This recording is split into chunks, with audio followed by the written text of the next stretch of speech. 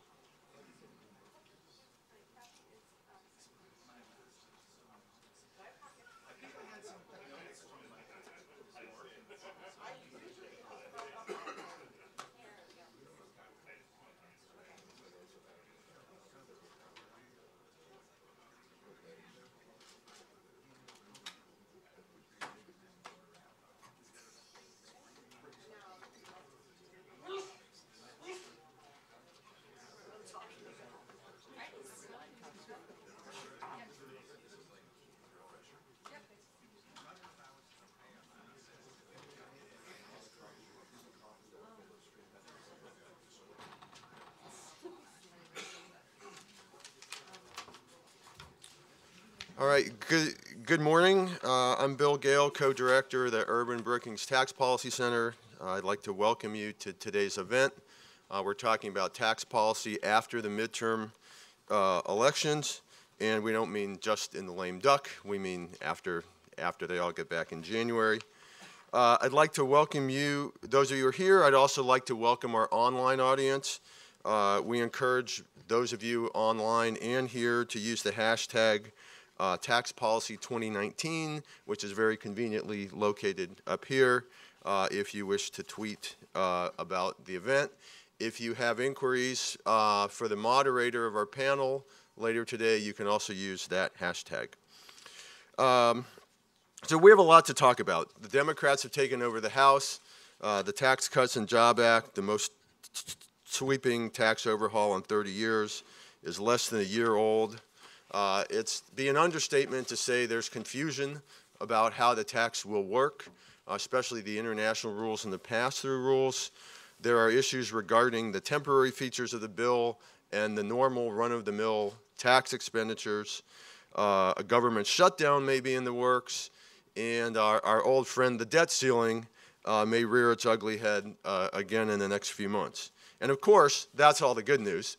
The bad news is that the long-term fiscal picture continues to loom over all of this discussion and should and maybe will affect legislative outcomes. So we'll talk about all of this today.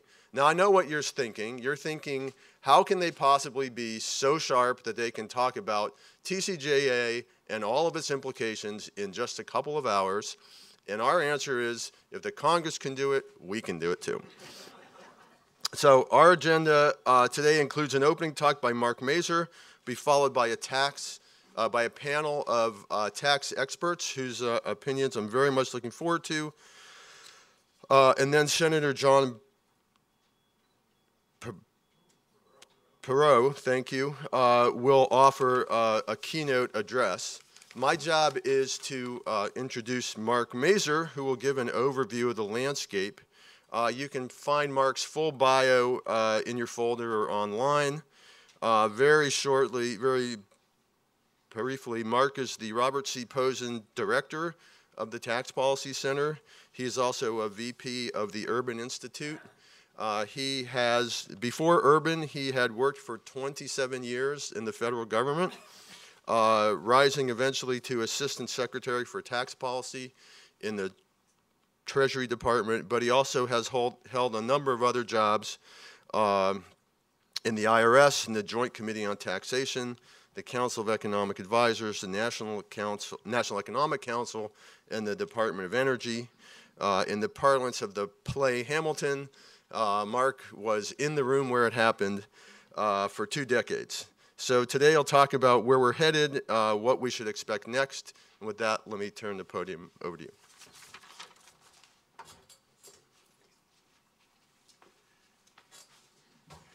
Great. Thank you very much, Bill, for the kind introduction. Good morning, everybody. I'm really happy to be here with you all today to kick off today's event on the tax policy in the wake of the midterm elections. I think today's event's a good example of a timely discussion of important policy matters that the Tax Policy Center specializes in. And so I'm glad to share my thoughts based on my experience, observations, discussions about the trajectory of government policy with special emphasis on tax policy implications. I wish I had a good follow-up on the Hamilton riff there, but unfortunately not able to do that.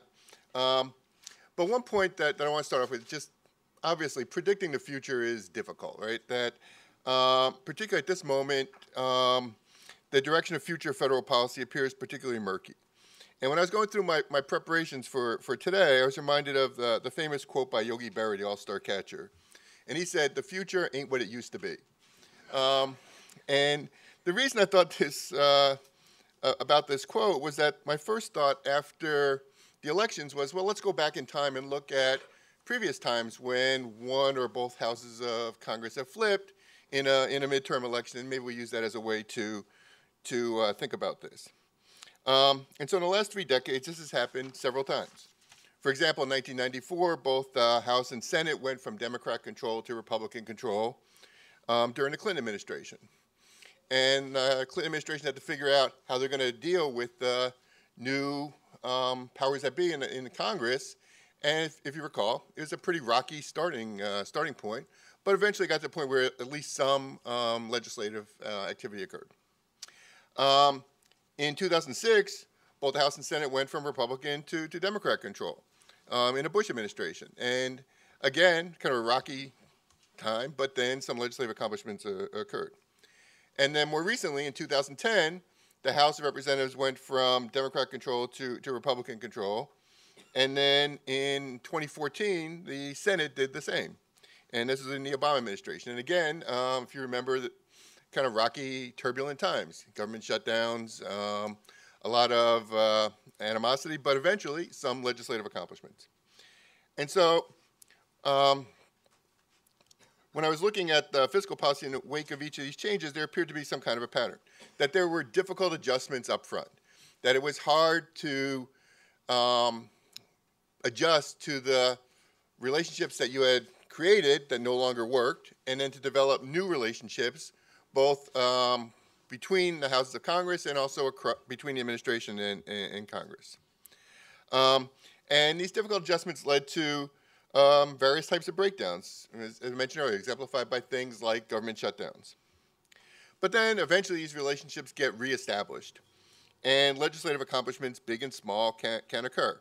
Obviously the smaller ones are more numerous than the big ones, but there is some momentum and you do get some legislative things done. And then events in the outside world, not just in Washington, D.C. or between both ends of Pennsylvania Avenue, events in the outside world can affect the type of legislative accomplishments. So for instance, in 2007, 2008, Congress enacted several tax policies that were intended to stimulate the flagging economy. At the time, I don't think people quite grasped the depths of the Great Recession that was underway, but they began to take steps to address the economy. These included things like bonus depreciation, first-time homebuyer credit, and tax rebates. But as more I thought about it, I became less sure that more closely examining these periods and the fiscal legislation considered or enacted would be a particularly fruitful path. And so to restate Yogi Berra, the future ain't what it used to be, or to use a more recent example, past performance is no guarantee of future results. And both of these sentiments reflect the unique nature of our current period. So instead what I want to do is step back a little bit and look at bigger picture and focus on some basic background data, some basic fiscal facts. So first one, since 1960, the federal revenue to GDP ratio has fluctuated in a fairly narrow range, between say 15% and 20% over time. And that's despite recessions, expansions, military actions, peace dividends, a whole range of things, but it's relatively narrow fluctuation. Federal expenditures have also fluctuated in a fairly narrow range, though a little bit higher, so 16 to 24%. But that's one thing you just want to keep in mind, that there's this fairly narrow set of fluctuations. Second fact, the last time the federal budget was balanced was the late 1990s, early 2000s. At that time, federal revenues were 19 to 20% of GDP.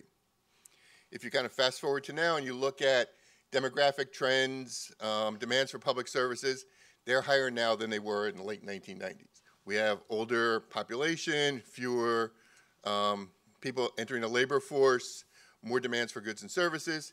If you think about balancing the federal budget, you'd probably start with a baseline of saying we probably need somewhere around 19 to 20% of GDP in terms of revenues to balance the federal budget. But if we look at where we are today, right now federal revenues are around 16 to 17% of GDP, and they're projected to tick down slightly. Federal expenditures are about 21% of GDP and predicted to increase slightly over the medium and longer term. So the federal budget deficit is headed toward $1 trillion a year in the short term, with no obvious way of getting off of that path short of major legislation.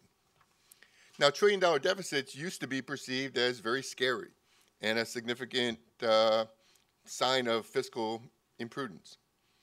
But what happens when that becomes the norm? When people are looking at a $1 trillion a year budget deficit? Do folks get whipped up and into action and start to do something about it? Or is there just a collective yawn? And it's like, okay, well, we've passed that point. We'll deal with that at some point later. And that deal with it at some point later tendency is probably where most of America is. This does not seem to be something that has galvanized attention. If you look at lots of people who've been advocating for doing something with federal deficits and debt for a long time, their level of influence over policy has been reduced in recent years. But this could all change if there's a fiscal shock to the system. And if that occurs, things could change dramatically. One more basic fact.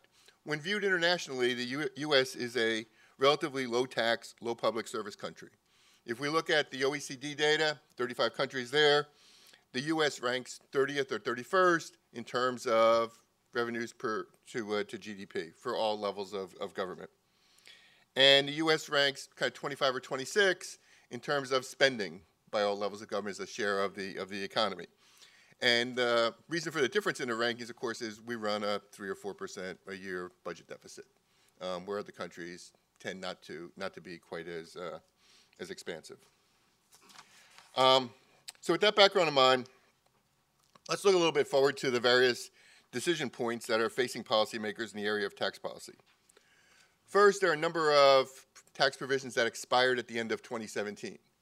Now, normal people would look at this and say, well, if they've expired at the end of 2017, then there's no incentive for people to do anything in 2018, so maybe we should leave them expired. What Congress, though, has done is routinely gone back in time and extended tax provisions that have already expired. And so because of this now, there's pressure that to extend these further. There are 20 plus of these expiring provisions, and they're on the congressional agenda as possibly need to be extended for 1 or more years. And these include a wide range of things, tax credits for renewable energy, tax credits for railroad track maintenance, deductions for college tuition, faster depreciation schedules for racehorses and NASCAR tracks, and other things. But there's a range of these things, and they've typically been extended by Congress 1 or 2 years at a time. Another decision point is the one that Bill alluded to a few minutes ago, is the lapse of seven appropriations bills that occur December 7th. And a number of federal agencies will be affected by this.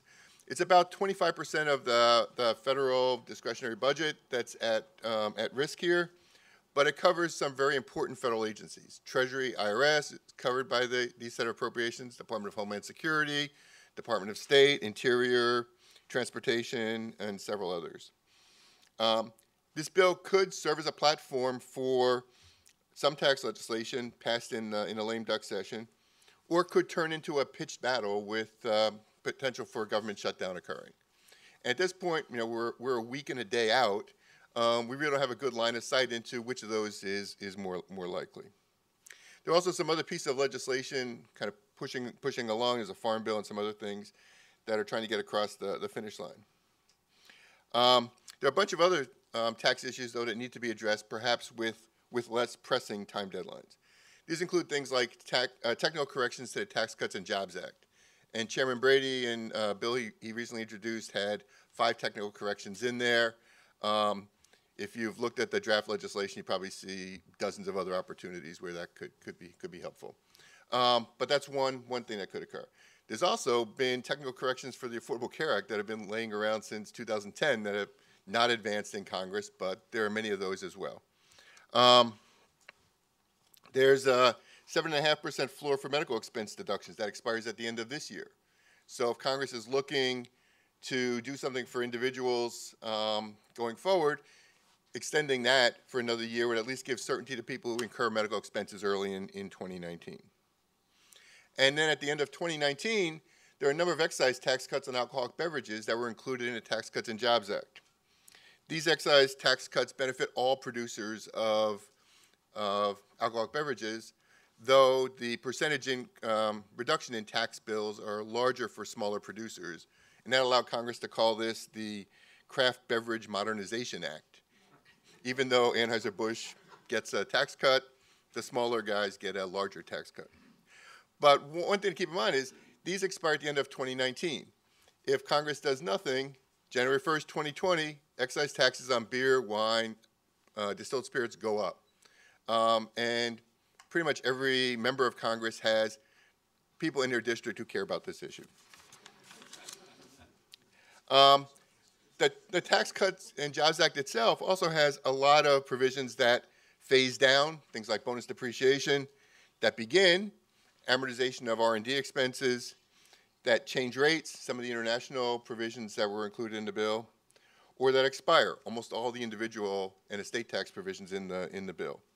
All these schedule changes occur in like 2022, 2023, 2025, giving ample opportunities for Congress to revisit the law, and also many interested parties to encourage Congress to revisit the law. So there'll be lots of opportunities for tax legislation going forward. Now let's look ahead at what could happen in the next couple months. We need to predict what Congress will do, which really has two components: what the House will do, what the Senate will do, because they're independent and headed up by different parties. There's also a time component: what happens in the near term, and what happens after January when the Democrats take over the House majority. But predictions are needed not just for Congress, but also for the administration. And when thinking about what the administration might do, as led back to that disclaimer again, past performance may not reflect future results, meaning that looking at how prior administrations have addressed these issues with a change in congressional control might not be the most helpful guide going forward. But I do see a couple of alternatives that are possible, which lay out the types of strategies that might be employed beginning in January.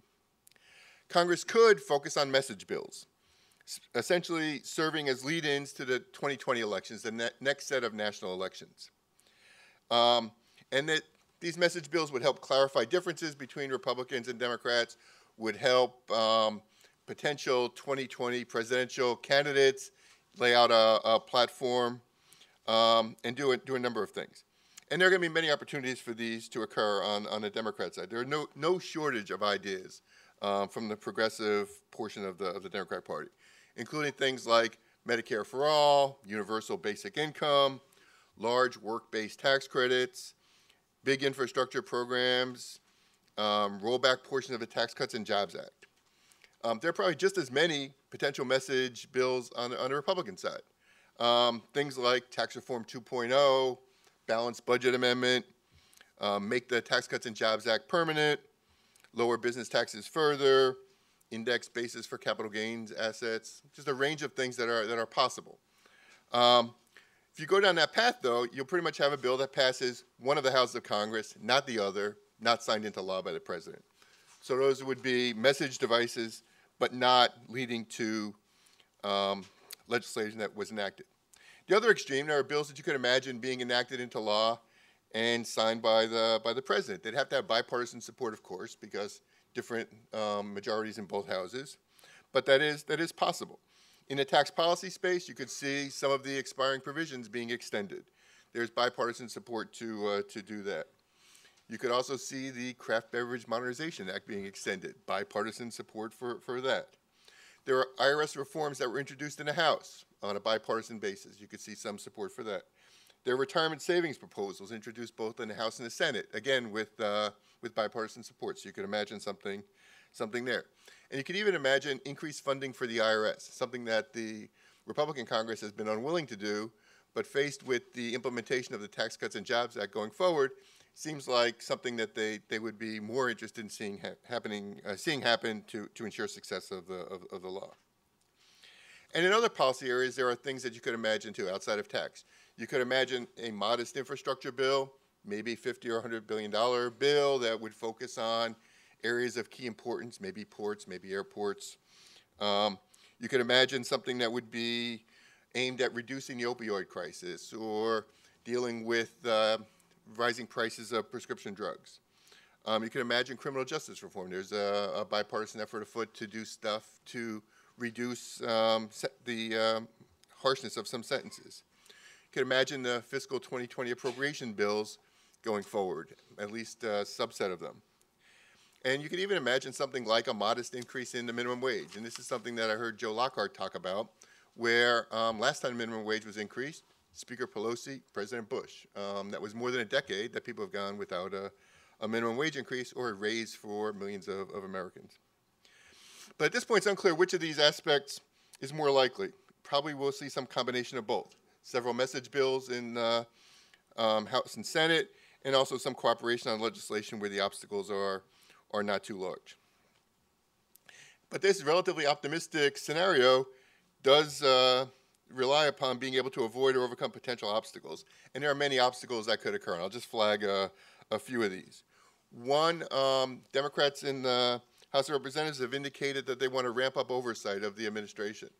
And this probably a needed balance of power between the two branches of government, probably effective use of the congressional power of the purse, but there's always a risk of overreach in this situation. If you do have overreach, you'll have less time, energy, staff resources to put on the legislating front, to say nothing of any damage in relationships that could occur as a result.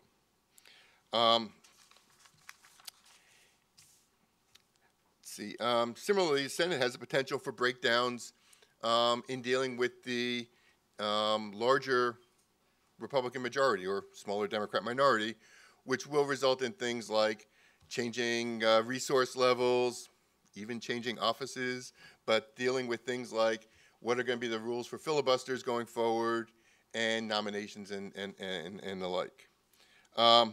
And so there you can imagine that being addressed in a appropriate way where the workings of the Senate go on unimpeded, or you could imagine it causing lots of problems, and it'll be up to the Senate leadership to figure out how to overcome that. And then there are the obstacles that are presented by the administration's inconsistent or at least shifting policy positions. And without a clear sense of where the administration is going to be, what their bottom lines are, what are the policies that they're not willing to move on, it's hard to scope out the possibilities for a legislative deal. And these difficulties are larger, I think, in this administration than in previous ones, because in this administration, short of the president, it's really hard to say who can commit the administration to a course of action. And on top of all those specific kind of self-imposed obstacles, there's always the kind of wild cards that could occur and are really, really hard to predict. For instance, all the existing government forecasts show steady economic growth for the next decade or so, those from Treasury, OMB, and Congressional Budget Office. But we have ongoing economic expansion that is historical in length. And at some point, there will be a recession. None of us are good enough to predict it, or else I wouldn't be here talking to you. We would be out trading on that information. But we all know that something like this will occur. And when there's an economic downturn, there's going to need to be a policy response. At this point, hard to say what that policy response would be. I think one thing you can almost take to the bank, almost surely it will not be good tax policy when that occurs. So let me just wrap things up a little bit. My crystal ball for the next few years, or even the next 2 years, is pretty murky. But given that my job today is to help make some predictions, let me make 3. One, in the next 2 years, there will be a lot of drama.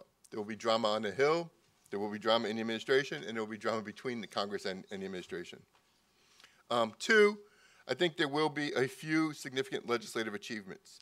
Some of the smaller ones may be in the tax area, but I would expect to see something larger in other policy areas. Maybe criminal justice reform or something with dealing with opioids, and I always hold out hope for a minimum wage increase.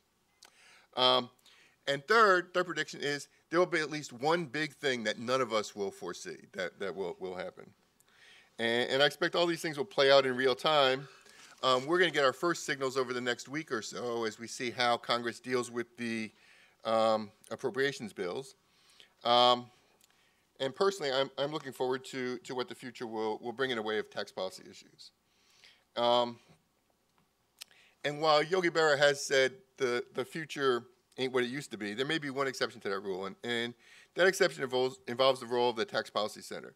So I'm pretty sure whatever happens in the coming months, the Tax Policy Center will be busy analyzing it and developing facts and commenting on that. And that's one prediction in which I have a high degree of confidence. Thank you for your attention.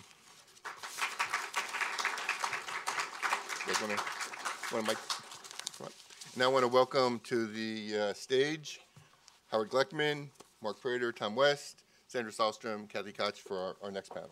Thanks, Mark. I'm just going to make you go up there alone.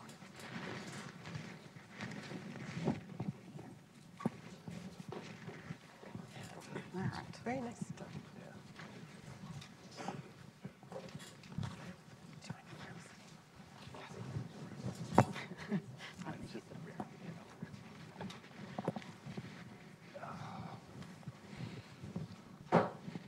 Good morning, everybody. I'm Howard Gleckman. I'm the editor of the Tax Policy Center blog, TaxVox, and I'll be the moderator this morning. Our panel is actually going to follow up on many of the issues that Mark raised. Brief introduction of our panelists. I think probably most of you know them, but briefly, to my immediate left is Kathy Koch, who is a longtime senior Democratic tax aide in the Senate. Next to her is Mark Prater, who is a longtime Republican tax aide in the Senate. Next to him is Sandra Sahlstrom, who was the Deputy Assistant Secretary for Legislative Affairs of the Treasury. And finally, Tom West, who's a former tax legislative counsel of the Treasury. So we have a good collection of folks. Nobody from the House, I guess. Well, Sandra, didn't you have some House experience back I in did. Yes. I worked for two different members. Okay. So you get to represent the House this morning. There we go. Excellent. Mark and I can talk all about the House. That's all right. Yeah, but you're not going to say things that are acceptable in family groups. But so let me start off by asking. We're going to talk a lot about next year, but let me start off by talking a little bit about the rest of this year, about the lame duck session. As Mark mentioned, Chairman Brady has introduced a almost 300-page bill. Democrats say they were surprised to see it. There's some interesting provisions, tax extenders, technical corrections, some retirement changes, and some reforms to the IRS. Senate Democrats were, let's say, chilly in their initial response. But I wonder, Kathy, you can start. Give me a sense of whether you think some of this could actually pass, and if you do, which pieces of it could make it this year? I would be surprised if that package passed in the lame duck, but there are some very appealing things that the IRS reform passed unanimously in the House, and that hardly ever happens. So the Senate has to take that seriously and should take that seriously. Although, as I told you before, I think the best IRS reform that's happened so far this year is the appointment of a commissioner. But there are some nuggets in there. Some of those extenders, people, they do want the extenders. The extenders tend to be kind of a geographic versus a political kind of preference. If you have jobs in your backyard from biodiesel, you're going to want some of that stuff done. So I won't take up too much time, but I think some smaller version of that bill will pass, and then those ideas, those concepts will probably come up in the spring when we get to business. Mark, what do you think? So it's been set up as a message on a originated House bill with a Senate amendment, and then there's the message back. So they have kind of defined the playing field somewhat within it in terms of germaneness and that kind of stuff. But I think I agree with Kathy. There are the elements here for an agreement if there's flexibility. There has to be flexibility and the kind of common goal of getting some of these things done. Extenders, as she said, is a traditional bipartisan support in the Senate, kind of overwhelming support. Technicals, I think, is a rougher go simply because of the fact that TCJA was processed partisanly. But then again, maybe if there's flexibility in terms of those issues that are addressed, there's a possibility there. The other pieces, as Kathy said, I have longtime roots among members and committees. RISA was produced in the Senate without opposition back in September of 2016,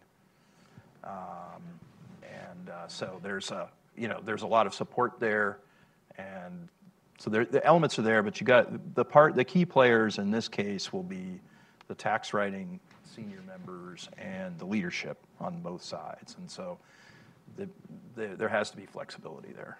So, Sandra, why would Democrats want to pass a bill like this with some attractive provisions while the Republicans are still in control? Why wouldn't they just say we're going to wait till next year when we have control, maybe some better negotiating position in the House?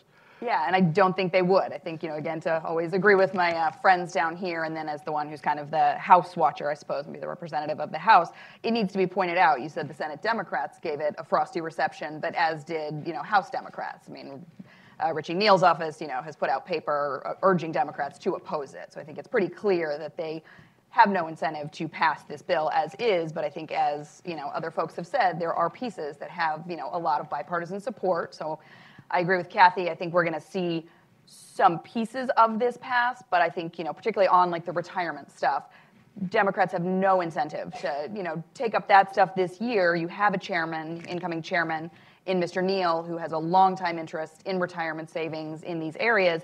And why would you pass something like this when you get to put your stamp on it, a month from now and really dig in and do the issues, the way you think they should be done? So, Tom, the other thing that's happening this year is there's been an enormous amount of regulatory guidance coming out of Treasury. I mean, I don't think anybody's ever seen anything quite like it. Give us a sense of kind of how far along Treasury is here, how much more needs to be done. And what I'd like to ask all of you is, from the sense of the business community, do businesses have enough now to kind of know what to do in terms of international, some of these other issues? But first, let's give us a sense of kind of how far along they are. I think with respect to many of the big provisions, you've seen proposed regulations come out. I think Treasury's approach when the law passed was to look at the different provisions and try to triage what was most significant, what was most novel, and get out guidance on those issues. So I think you've seen guidance on 199A, 168K, some of the big international provisions, which are obviously hugely significant. Those are all proposed regulations. I know that by the end of the year, Treasury is hoping to get out or to finalize some of those that have come out in proposed form. They've said publicly that Section 199A regulations, they're hoping to finalize those by the end of the year. I agree with you. The volume of work that's come out this year has been unprecedented, and I think, frankly, there's still a long way to go. Not that they're not up to the task, but you still haven't seen guidance on some critical issues like the changes under Section 451, which are really important for businesses. When I was at Treasury, we had a lot of people come in and say, we need this guidance. This is pretty critical guidance. So there's still a long way to go, I think. So, Tom, one of the things that's different this time than past years is OMB is playing a role in review of these regulations. You were involved in this from the Treasury's perspective. Give us a sense of whether you think this new relationship is working or not. Are you baiting me? I think, obviously, a new memorandum of agreement was put in place in April after the passage of the Tax Cuts and Jobs Act. And under that, there's some new criteria under which OIRA, under OMB, weighs in and gets to review more of the tax guidance that comes out. I think that OIRA has an important role to play, historically has had an important role to play. I do think that during this year, we were talking about all the guidance that's come out this year, I think it's been a challenge to add on new processes with ambiguous kind of benefits. And I think that slowed down the guidance process a little bit in terms of the guidance that Treasury has been able to get out so far. We'll see. I think it's a learning process, and I think both Treasury and OIRA still have more staffing that they need to do in order to fully implement the agreement. I'm hopeful that both sides will have the resources to do that. But to date, just from what I saw at Treasury, it had mostly been a frustrating process. And yeah, I question the value that's been added. So that's an interesting question. Sandra, from your perspective, has OIRA changed much? Has all that review really mattered very much? Ooh, I don't think I'm qualified to answer that question. Tom, what do you think? Have they really made any substantive changes in the proposed regs?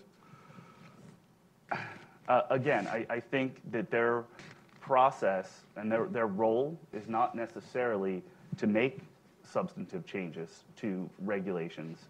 I think their role is a cost-benefit analysis role that's very important in certain contexts. When you're talking about something like the regulations that Treasury put out under Section 170, dealing with the state and local tax deduction, I think those kinds of regulations have far-reaching consequences and can impact lots of individual states and localities and existing programs. And I think OIRA's participation in that kind of regulation is absolutely important and appropriate. I think that OIRA's focus on some of the other regulations that they've taken a lot of time reviewing, I have not seen substantive additions to the process from OIRA. So let's talk about next year. As Mark mentioned, Congress has sort of a choice here. They can either do message bills or they can try to find smaller areas of compromise. Maybe there'll be a combination of both, but give us a sense of where the opportunities might be for serious compromise. Kathy, you want to start? No, but I will. I think infrastructure is an area that we have to address. I think there's agreement on both sides of the aisle that we need infrastructure. And I think the question is, do you do them through public-private partnerships, or do you raise revenue and pay for programs? And infrastructure is expensive. I mean, to throw $30 billion a year, which is kind of that's a bare minimum. That's our maintenance. That doesn't do anything. We need like $1 trillion or something to really kind of do something. And we already have a budget situation that Mark described. So I do think, so that makes it hard, but I think it's important enough and there's enough agreement to do it.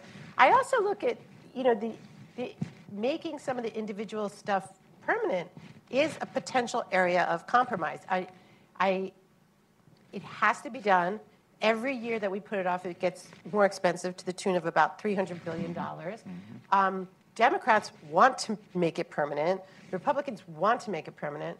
The question is the top rate, and do you, throw in another 10% cut, that the president's been talking about, get everybody on the same page, but then how do you pay for it? And I think that's where that's where we hit the wall, but I have some ideas on that, carbon tax. But anyway, I think there's going to be conversation over these two things, as well as some of the kind of non-tax issues that Mark was talking about.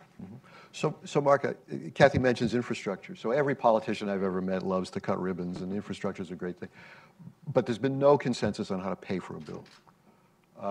Senator Wicker yesterday was interesting because he said, we could do a gas tax if the president himself says that we're going to do a gas tax, because I ain't going out on a limb by myself here. Right. Do you see some place where there can be a pay for, some consensus on how to fund an infrastructure bill? Well, I kind of look at a couple things here. So Kathy's referring to somewhat the Highway Trust Fund, which we will have reauthorization starting to come into the window here. And there has historically been a funding shortfall for about 15 years now. Right. So that's an example. Now, that is where, frankly, the Finance Committee over the years has filled the gap with a combination of measures. But that's a challenge that's not as big a challenge as what we're talking about. And historically, that's been a combination of some spending cuts and tax compliance for the most part. Right. So I think that there are probably ways to fund it within existing concepts. I think you're somewhat limited in terms of the boldness that you could get. There's another couple things to keep in mind on this. It's the distinction between providing resources for existing or new trust funds or things like that, and leveraging financing with bonds and other devices that are in the code. And those are really two different exercises, but they can be done in tandem to leverage out, in a sense, the demands that the country clearly has. As you said, that there is a big consensus that the U.S. needs a lot more resources in infrastructure, transportation, ports, all those kind of things. It's very popular. One thing I learned over my many years is the tax writing committees can't get in front of a highway bill. You gotta kind of take the highway bill and put your own mark on it.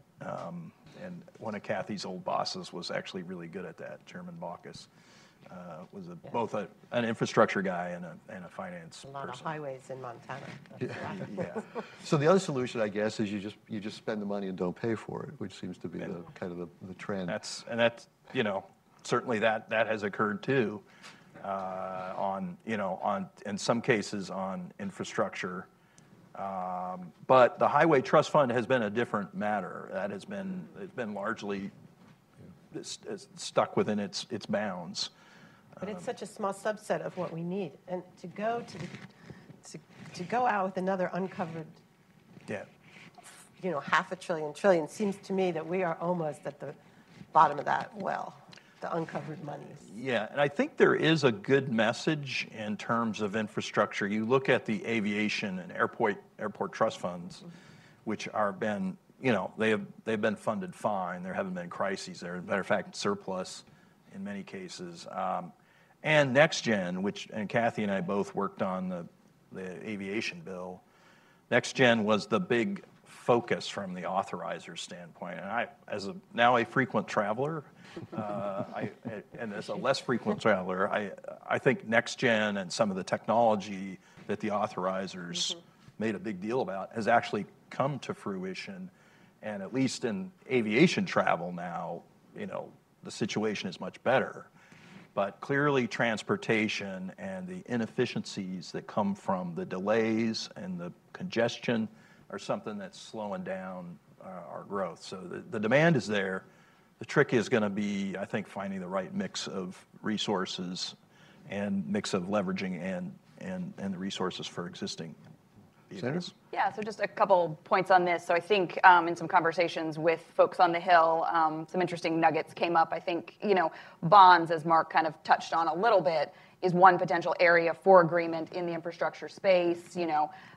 Ranking Member Wyden has been a big, longtime proponent of this, considers himself kind of the father of the Build America bonds, kind of had a TRIP bond proposal at one point. Congressman Neal has expressed a lot of interest in this. So I think that could be one area where you could see some work in the infrastructure space. Multiple people on the Democratic side have told me, obviously, as you say, everybody's interested in infrastructure, and folks have said they don't want to just be the way to pay for it. So when you look at the Ways and Means Committee, they've been pretty clear that they don't just want to be seen as the way to pay for it. And actually, one interesting conversation, a House staffer said that there are conversations about potentially creating an infrastructure subcommittee of Ways and Means. Now, I don't know how serious those conversations are. It would have to go through steering and policy. It's kind of a whole process, but I think certainly Congressman Blumenauer is pushing that. He has a really big interest in this issue. And I think to Kathy's point, on the gas tax, it's politically very difficult, but something that, kind of has to be done. And so seeing someone like Congressman Blumenauer, who has really pushed that over the years, again, I don't know how possible that is, but I think it's something that's, going to be looked at and talked about maybe a little more seriously than it has been in recent years. So Build America bonds are interesting. You talk to state and local government people about it, and all they tell you about is the bait and switch. Yeah. And, the experience they had with the sequester and with that possibly back on the table again. I'm not sure they'd be so thrilled to see Build America bonds come back. But let me ask about another issue that, of course, has been at the top of everybody's mind, which is oversight.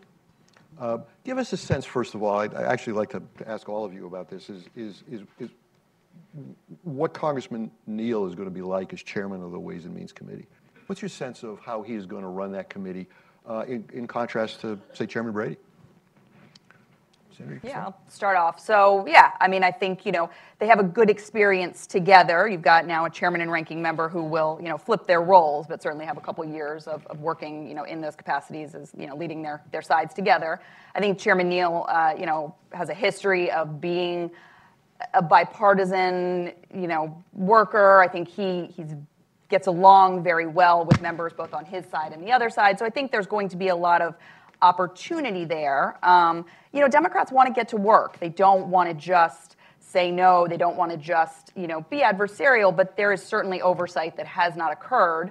Chairman Neal is fond of saying 51 days and pointing out that number a lot and saying, that's the number of days from introduction of TCJA to passage with no hearings. So many Democrats have told me, particularly on the House side, that will be, kind of first out of the gate is, not necessarily, it will be oversight, but not in the traditional kind of gotcha oversight that you maybe think of, but it will be the hearings that TCJA didn't get last year. So I think they will do some examination, probably start off pretty early in the new year with a big hearing. I would expect to see a big hearing, kind of a broad overview of TCJA, and then maybe start to get into more of the minutia and the individual provisions. And then there's the Trump tax returns. It's going to happen. Chairman Neal has committed to it. Incoming Speaker Pelosi, has said that this is a priority. But, it's going to be a long slog there, too. It's not going to be a committee requests tax returns, administration hands them over, we're done. No, I think we're all going to be in for a pitched legal battle on that, and so I think the request will be made. The administration will probably refuse, they will go to court, it will be a long process, and then even once the committee gets it, under that 6103 authority, the chairman has, the ability, and they can review in closed session, but then it takes, again, another vote of the committee to release those publicly. So I think, it's going to be a long process, and it's going to create some animosity.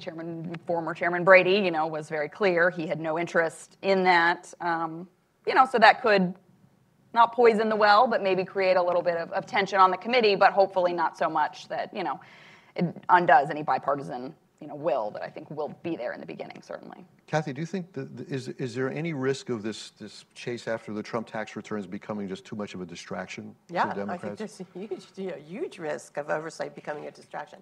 That's right. I do think, talking to the Neal people, they are, I agree with Senator, they are really hoping to get something done. They understand that being in the majority is very different than being in the minority. In the minority, your job is to kind of collect a bunch of information about what the majority is thinking, write some talking points to trash it, and kind of go home. Not to trivialize it, but that's what Rohit once explained to me was his job when he was in the minority. So I thought, oh, okay. But the majority has to get something done, and they risk losing their majority if they do nothing. And I think they're very aware of that. Chairman Neal has always been a very centrist Dem, kind of somebody who's willing to kind of work out, consensus, which I think bodes very well. But my fear here is that, I do think they are going to start with constructive ideas and be productive. But if oversight, maybe not the tax returns per se, because if they're not released, or there's all kinds of variations on that theme. But if it starts to get really ugly on behalf of the kind of other oversight in the House, I think that could derail anything. So. Yeah, this is going to be a light touch. Now, with the new Democrats, you have this class coming in. I think this class coming in said, let's be productive. I'm diverse. I'm moderate. There's not a whole lot of, people on the left wing, but people have to govern from the center. They have to, and if they don't, it's going to be just 2 years of nothing. And I think it could be destructive for, Democrats. So I hope, from my own perspective, that it's not that way. Mark, do you think a Chairman Neal can finesse this tension between, satisfying the Democratic base but also looking for places to get things done? It is a challenge. He's a resourceful member. I think, as Sandra said, he has a long history of legislative accomplishment, of working to find solutions. So I think that's we start off with a very optimistic, rightfully optimistic view. And I think the way that he has articulated and framed these questions and responded has been a very good start. He's deliberately looked at trying to find areas of bipartisan interest, like retirement savings. He's been talking about, and I think he's used very measured terms in how he's responded to, what could be challenging questions. So he's a pro. Everybody knows that, and so I'm hopeful that he will be able to manage those, those pressures that are coming. Certainly, there's plenty of material there. You're going to have the committee's report, the special committee's report on where they're going to finish the markup on the budget process, but then the multi-employer issue, the Joint Select Committee on that is going to produce. We have some real problems out there in retirement, in the retirement space. About half of Americans don't really have any retirement security other than Social Security, and so there's plenty of opportunities there. And if he can skillfully align that while also having to deal with the pressures on the tax returns and oversight. That could be he could succeed in that sense. He will also have, one of my old bosses will be chairing the Finance Committee, and has a tradition of oversight too. That also is a legislator. I think in the aughts we had a very productive period when he was chairman and ranking member of legislating with Chairman and Ranking Member Baucus a number of things. So he is a legislator. I think the two of them having legislative instincts it bodes well for hopefully for the tax writing committees to produce on some of these measures. And then just one other quick point I wanted to make on the dynamic of the Ways and Means Committee is, you're going to have 8 to 10 new members on the Democratic side, a number of new members on the Republican side. So I think, there's just going to be a learning curve in the beginning because you're going to have so many new faces that, are brand new to the committee, maybe had not been as steeped in tax policy, had not worked with these other members before. So I think that's just one other dynamic to watch is just a lot of new faces and maybe learning, maybe some growing pains in the beginning. And actually a number of new members of the Finance Committee as well. Yes. Yeah, not That's as right. many though, right? The Ways and Means Committee is really turning over. The Finance Committee a little less so, but yeah, new members are usually good. Usually good. Usually. They bring in, everybody wants to be The energy. productive at a big, this is like a tier 1 committee. You want to go in and you want to do something when you first get there. So actually, that raises another interesting question, not to get too much kind of inside Capitol Hill baseball, but my sense as an observer is that the roles of both of the tax writing committees have changed over the years. That the days when legislation really was completely developed in the committees and sort of percolated up have really shifted, and now so much of this is done by the leadership.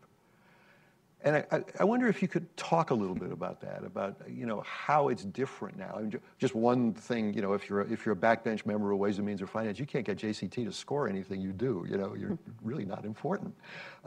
Give me a sense of how that dynamic has changed, and whether and what you think, how you think it's going to play out in the new Congress. Catherine, Well, that dynamic, I believe, developed as the acrimony on the floor got worse and worse and worse. And I think, when Mark and I worked together, there was sometimes when we had like 4 bills on the floor at the same time. We had banking and ag and FAA. We were going crazy. And then all of a sudden, things got sucked up. And, all of a sudden, we couldn't get anything done. Things got very partisan. Nothing could pass. And that's when bills started coming out of the leadership. And then I was in the leadership, and so I was happy about that. But, it was, I think, a dynamic that at least I saw increase during, my time there. Now, I'm sure it was already going on. But I think when there's so much partisanship in kind of the general caucuses, that's when leadership kind of will send out and things will be kind of more messagey, more, this absolutely must-do thing. We have to get it done. We don't have time to process it in committee. Committee processes are a bipartisan process. They are, by their nature, a bipartisan process. Right. So if there's no bipartisanship, or if bipartisanship will hurt that end product, the end political product, that's kind of when leadership has to put out this product that the committee might not want to be so partisan. So the leadership will put out these must-dos or these messages kind of things. And I think if things could get a little less partisan, things would sink back to the committee quite naturally. Mark, do you think that's going to change in the new Congress? I think that if you look back over the last few years, you have periods where, as Kathy said, you had a gridlock or something, and so the leadership has to weigh in and figure it out, right? But a lot of times, even as she could tell you, even in that experience, the leadership will rely on the committees, the resources the committees have, the technical and experienced folks on the committees. The committees have that to use. I do think that I've never served in the leadership. I've only served on the committees. But I do think there's a creative tension and division of labor between what the leadership needs to do and the committees needs to do that is mutually beneficial. Yes. The leadership, kind of think of it like a corral in a sense. The the leaders open the corral for the vehicles to come onto the floor and to deal with that, and they have to manage all of those tensions. And the committee's really about making the product, refining the product, trying to find the issues. And so there is a mutual benefit there that can work for both sides. I do think that the committees are the place where you can lay the groundwork. And as we talked earlier, the members that are on the committees, they have, they're prized possessions, so they're not there incidentally. They're there because they want to be there. And so you tend to have members that are pretty committed to the policy on various forms. So there's a role, there's a nice balance and a role that can serve the institution well. And the committees, again, have access to a lot of resources. Yeah, sure. And I think you see that in most of the lead up to the products. You're going to have most of the legislation is going to be based somewhat on what the committees have considered. So, Sandra, there's also sort of been a traditional kind of level of cooperation between the Treasury and the committees and the tax writing committees. Now that the Democrats will be controlling the Ways and Means Committee, do you think that they'll continue to be, and Tom, I'll ask you this too, do you think there'll continue to be that level of cooperation at the staff level, or will the kind of political antagonism kind of filter down to? I hope so. I mean, again, when Tom and I were at Treasury together, when I was there in the previous administration, we had a Republican House, a Republican Senate. We were a Democratic White House, and, we worked very, very well together, had very good relationships, with Mark, with other Republicans on the Hill. I mean, it's the way it has to get done because there's just such a wealth of knowledge at Treasury, these resources, that the Hill can and should bring to bear.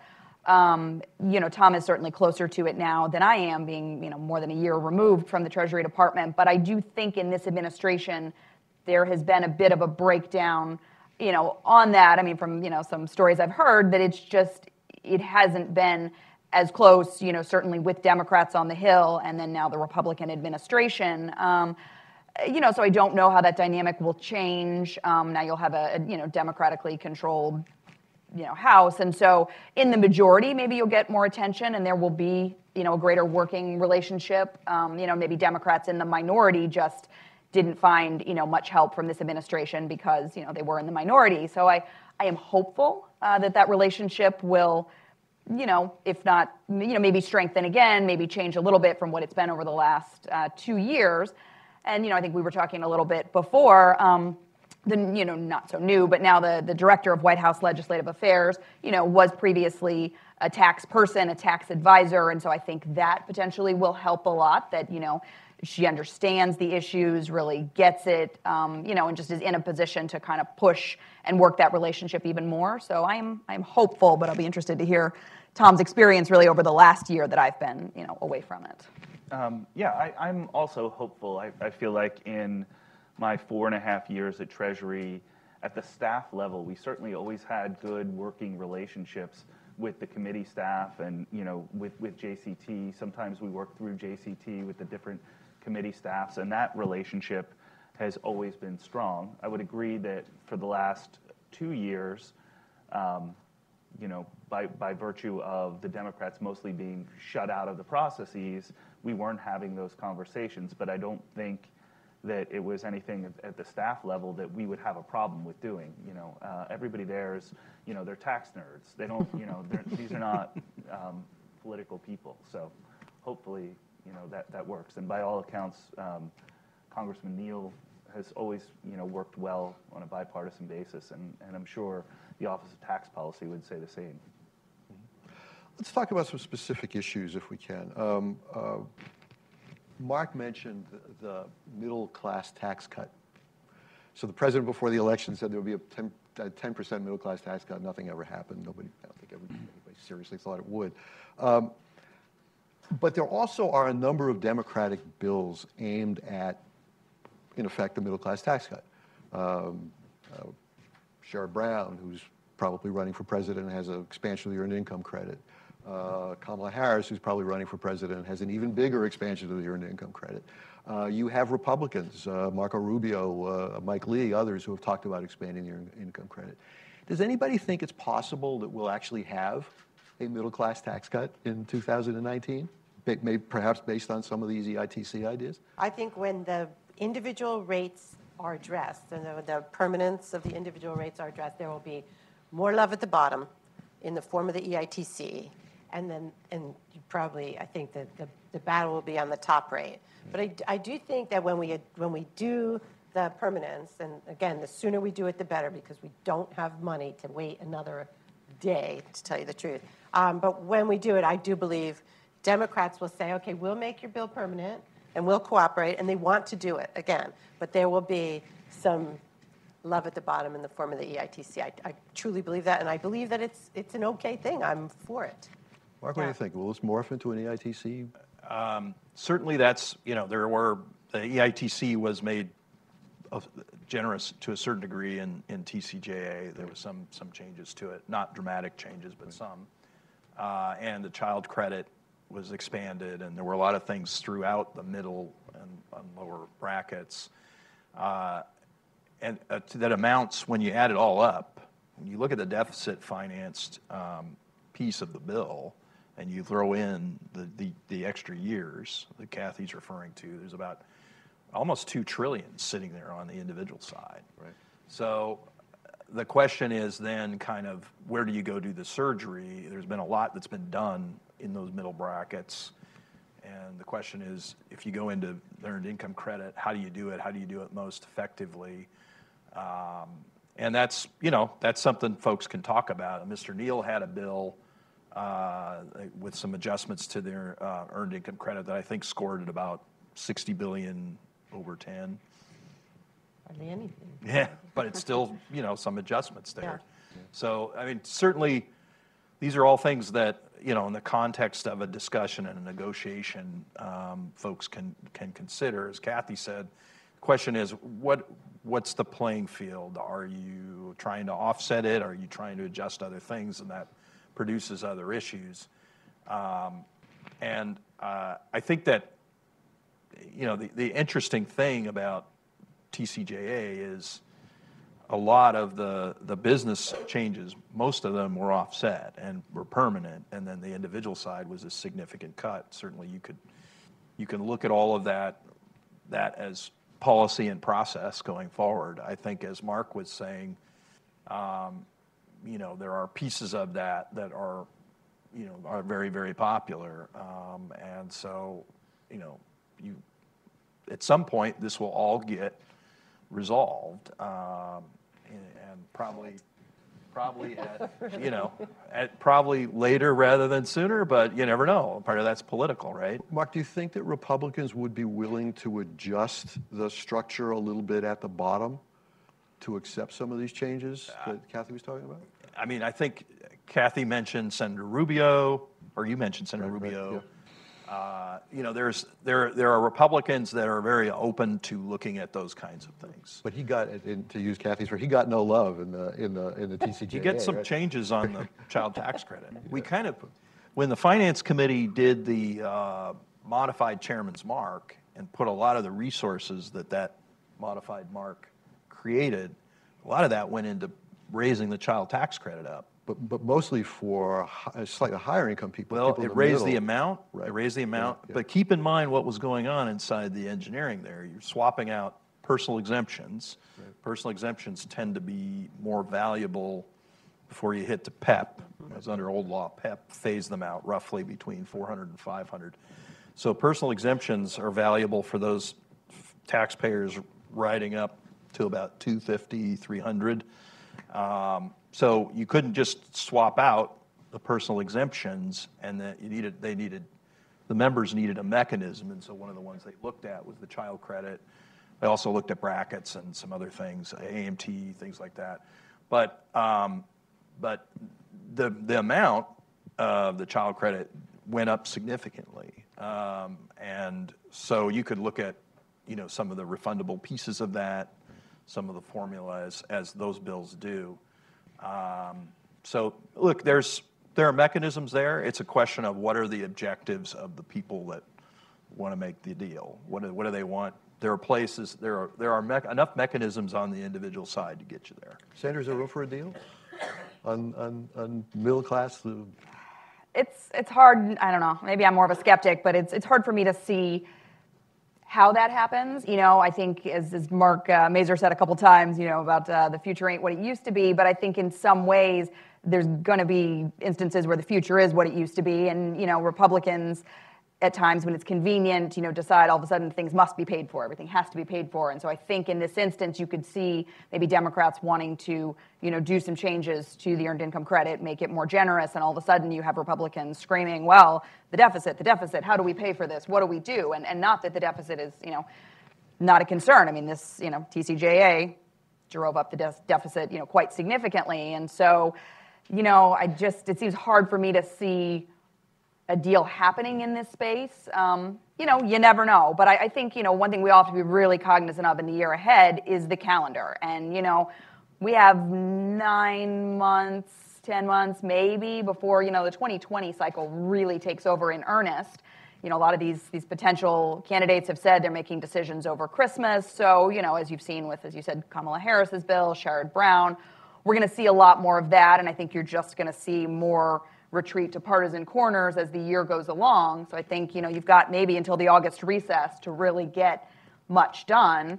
And it seems hard to think that, maybe this is an area where we see something given other, legislative necessities. But, I'm ever hopeful, but just skeptical. So speaking of message bills, do you think that House Democrats would pass some sort of a big EITC bill? Sort of dump it on the president's lap and the Senate's lap and say, well, here. It's possible. I mean, I don't think you could, dump it on the president's lap. I think, there she meets the wall in the Senate. But it's possible. You still have a lot of Democrats, though. Look at the committee. Look at Ron Kind. Look at a number of these members that very much are fiscal hawks and won't vote for anything, that is not paid for. So, you run into that. Kathy? Middle-class tax cuts and, individuals vote, right? We saw that. Yep. And I'm not saying it will happen this year, but it's a political necessity to get those provisions permanent. And I think it's a political necessity to kind of to speak to individual voters. That, to me, it's stunning that the tax cut bill didn't make those permanent, but it set up 5 years of legislative chatter, tax legislative chatter. Like, as Mark was saying, there's tax provisions coming up like almost every year for the next 5 years. Those individual provisions have got to be made permanent. I do believe there'll be a middle class, again, some love in there for the middle class, because that's how to get people to the table. And I do not know how they'll pay for it, but it can be a little. I mean, you say Rubio got no love, and I get it. But some of these provisions that you put out, if you're running for president, you put out like, okay, here's my $4 trillion EITC bill. That's a message. That says, I want to help the middle class. But it doesn't say, I want to pass this bill. And I think that was the difference. Right. But I do think people they have to come to the table sometime in the next X years. And if you're going to be running for president, it's a darn good time to start talking about the middle class, I think. Let me ask you about a different issue, and that's the pass-through provisions. Tom, you mentioned the regs that have come out, the proposed regs that have come out. Let me just ask you bluntly, is that law administrable? I think it's administrable. Yeah, absolutely. Is it arbitrary in some ways? Yes, but that's no different than other parts of the tax code. I think it is administrable. I think the rules that Treasury put out, follow the statute. And when I was at Treasury, there were lots of questions about why some people were in and why some people were out. But the statute sets that up, and I think that the rules can, be administered. Now, I was thinking about 199A as everybody was talking here, because you're talking about how do we extend the individual provisions, but 199A is a big provision that also expires, and that's a small business provision, right? So, I mean, sacrosanct as the individuals. Certainly. Yeah, absolutely. Yeah, And that's expensive. I was thinking about the state and local cap, which pays for a lot, that that expires. So, when we talk about fixing or making permanent the individual stuff, I do really wonder how that gets done with these other dynamics in play as well. And scaling back the AMT to a very small portion of the population, which was a convenience in the engineering in the bill. On 199 Cap A, I mean, there's a line there at the 32% bracket, right? So if you're in the 32% bracket, you're subject to the phase outs of the complexities, the specialized service trade or business exception, the W-2 / tangible property limitation, some of the other features. So for the vast majority of pass-through businesses, in terms of numbers of businesses, the 199 Cap A is not complicated. But for those businesses that are in the 32% bracket going up, it's more complicated. They have to worry about those lines. They have to worry about aggregation. They have to worry about some of these other issues. So it's really, it's one section, but it really has two very different effects in terms of the administrability and I think the compliance. But I will say this, that if you're bringing down corporate rates, there is a political imperative to deal with the pass-through community that is not avoidable, no matter who's doing it. And that works both ways, by the way. At 29.6%, which is really the effective rate of the 199 Cap A deduction, if you go the other way, you're going to have some consequences there. Kathy, there are other ways to help out small businesses, if you will. The House, for example, had a kind of a different model. Do you think that as Congress begins to debate what happens to the expiring individual tax code, that there'll be some thought to restructuring the benefits for pass-throughs, or will they stick with the structure of 199A? The net rate has to be lower than the corporate rate. I mean, it has, and it will be lower by just a sliver. Yeah. But it has to be lower. I used to think, it has to be the same, and we used to calculate it and show everybody, oh, look, because at some point the deduction was at a level where they were exactly the same. The corporate rate, including the corporate rate on the individual rate on dividends, was exactly equal to the pass-through rate. And but then no, what happened was some senators said, this is great that they're the same, but I have big corporations coming into my state and putting my little guys out of business. So it has to be better.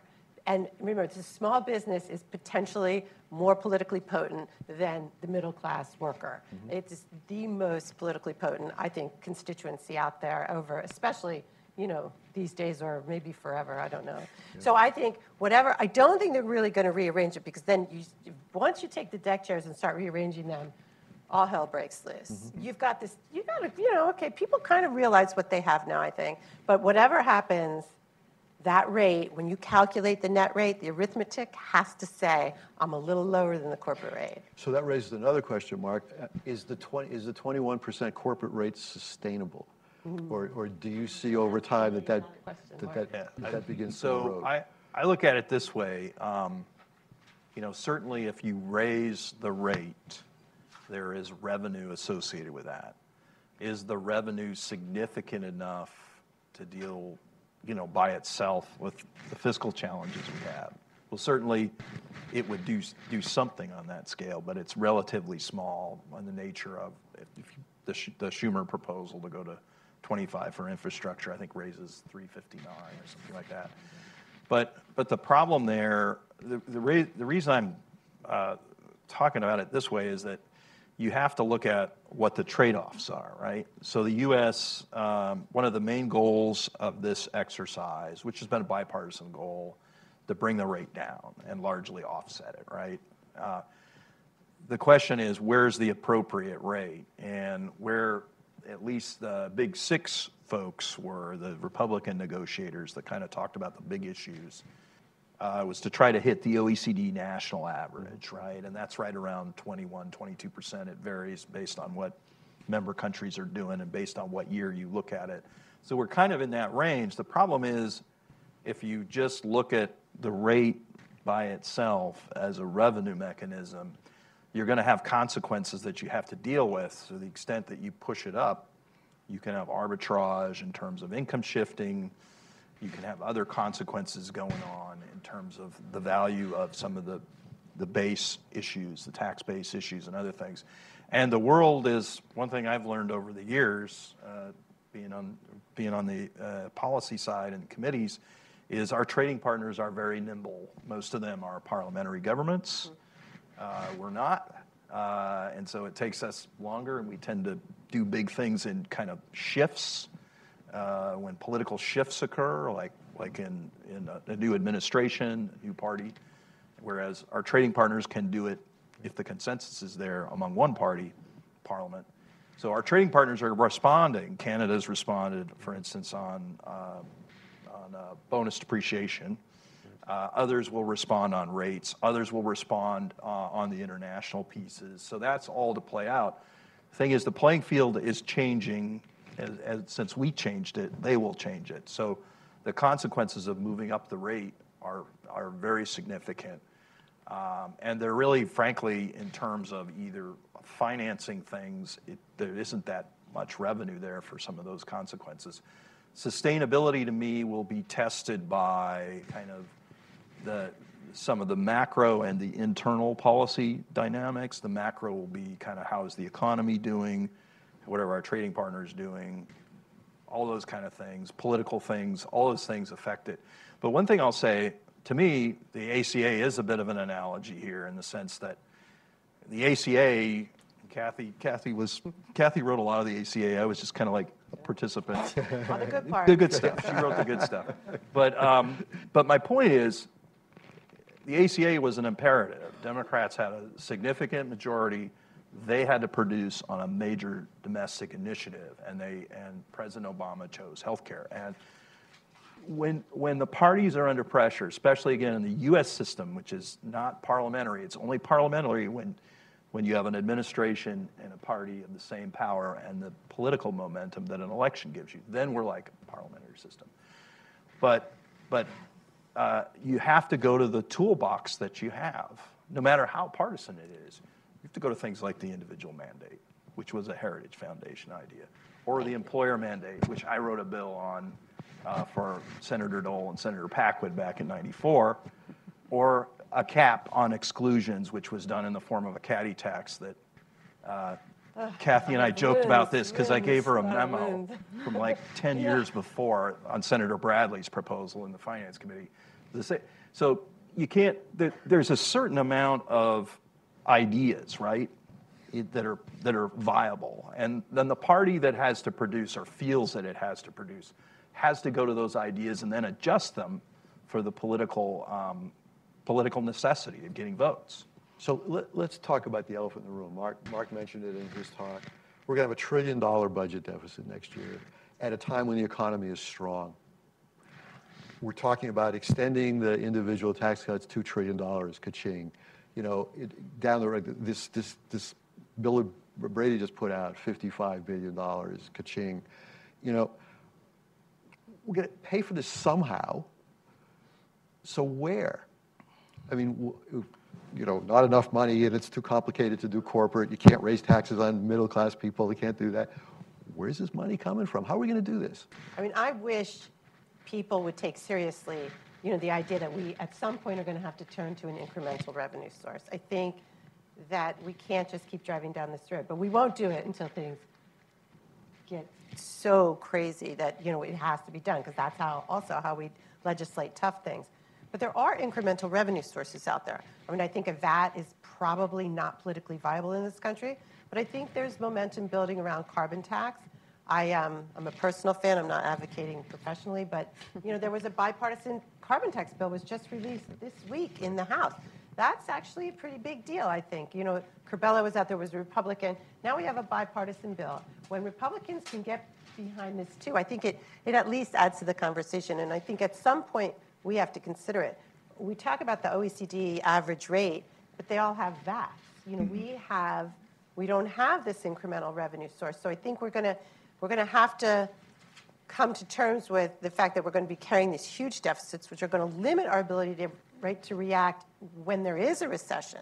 You know, as Mark says, there's a recession at some point in the future, and if we're so hogtied by debt, we're not going to be able to react the way we did in 2008. So while it may not be a big deal now, it's going to be a big deal, and I think we should think ahead. And I think we have to be very seriously considering what incremental revenue sources we can tolerate politically and economically. Mark, can you imagine a carbon tax? I think it will. There clearly, I agree with Kathy. There clearly has to be another revenue source. You look at our trading partners, as she said, they rely a lot on VAT to finance the social safety nets that they have and other government operations. It gives them some comparative advantage with the U.S., who's still so reliant on the income tax as a primary revenue source. The other thing I'd say is that the problem is bigger than TCJA, or I'd say the cap deal, in which we, and I think Bill was alluding to this, bipartisanly, kind of created the same deficit impact on the spending side that we had created somewhat on with TCJA on a partisan side.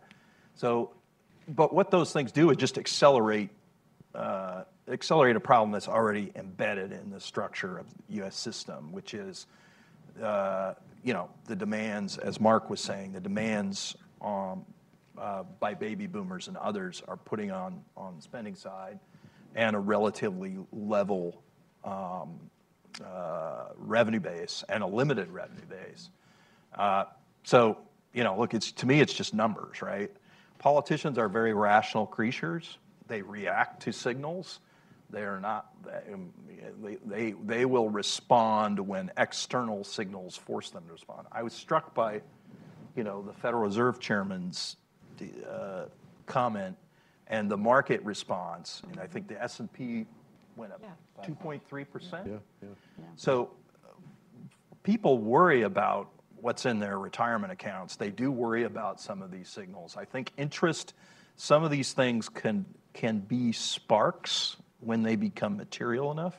The question is then, like anything else, like treating a medical condition, you want to treat the medical condition when it is most optimal. But we have a system where, again, politicians, members, policymakers will respond to those signals when they think it's in their direct interest. Tom, if we need to look for more money to deal with the fiscal issues, do you think we get it from the income tax, or do we get it from a consumption tax of some sort?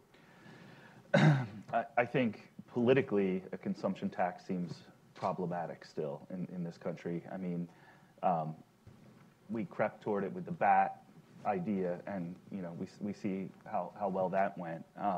I think there are other ways to do that are not BAT-like, that don't maybe have as many obvious winners and losers across the board, but I still think it still strikes me as a third rail at this point until we get into some kind of crisis.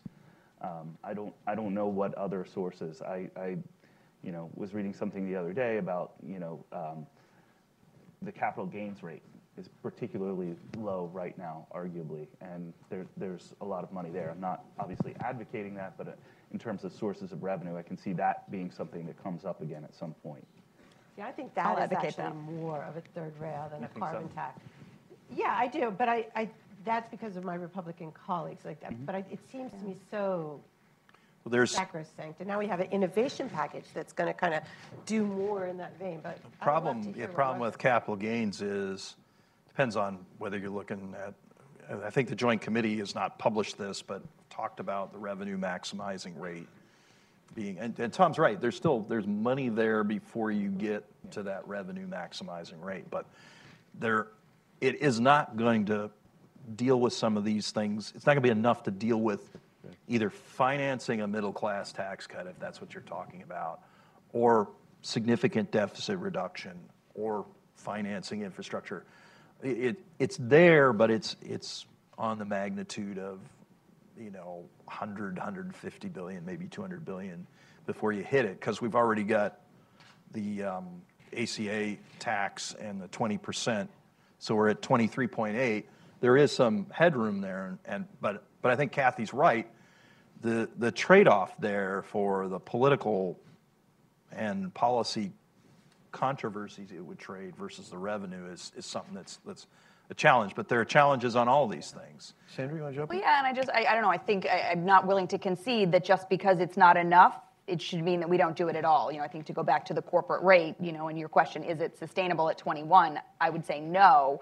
I think you're not going to see Democrats argue to get it potentially back to 35, but I think there's a lot of room in there, and you've seen Democratic bills, even more, conservative, bipartisan ones. I mean, Mr. Wyden had the Wyden-Coates bill that I think had a 24% corporate rate. I think there is room, and I think you will see a lot of push from Democrats to raise it somewhat. And so just because it doesn't raise enough, I don't think should be a reason to say we shouldn't do it at all. I think there is a lot of political will, particularly on the Democratic side, and I think you'll see that, this year, and then particularly from a lot of the 2020 candidates. And I think the base really feels that on the Democratic side that, this bill was not popular. People, overwhelmingly, as individuals, voters panned this bill. They really see it as the wealthy and corporations getting a big tax break and them getting not much. So I really do think there will be places where you'll see, and again, it's, capital gains too. I will advocate for, an increase in that. Again, it raises some money. It may not be enough, but when you as the average American look at, and I think it's a very understandable message to say we should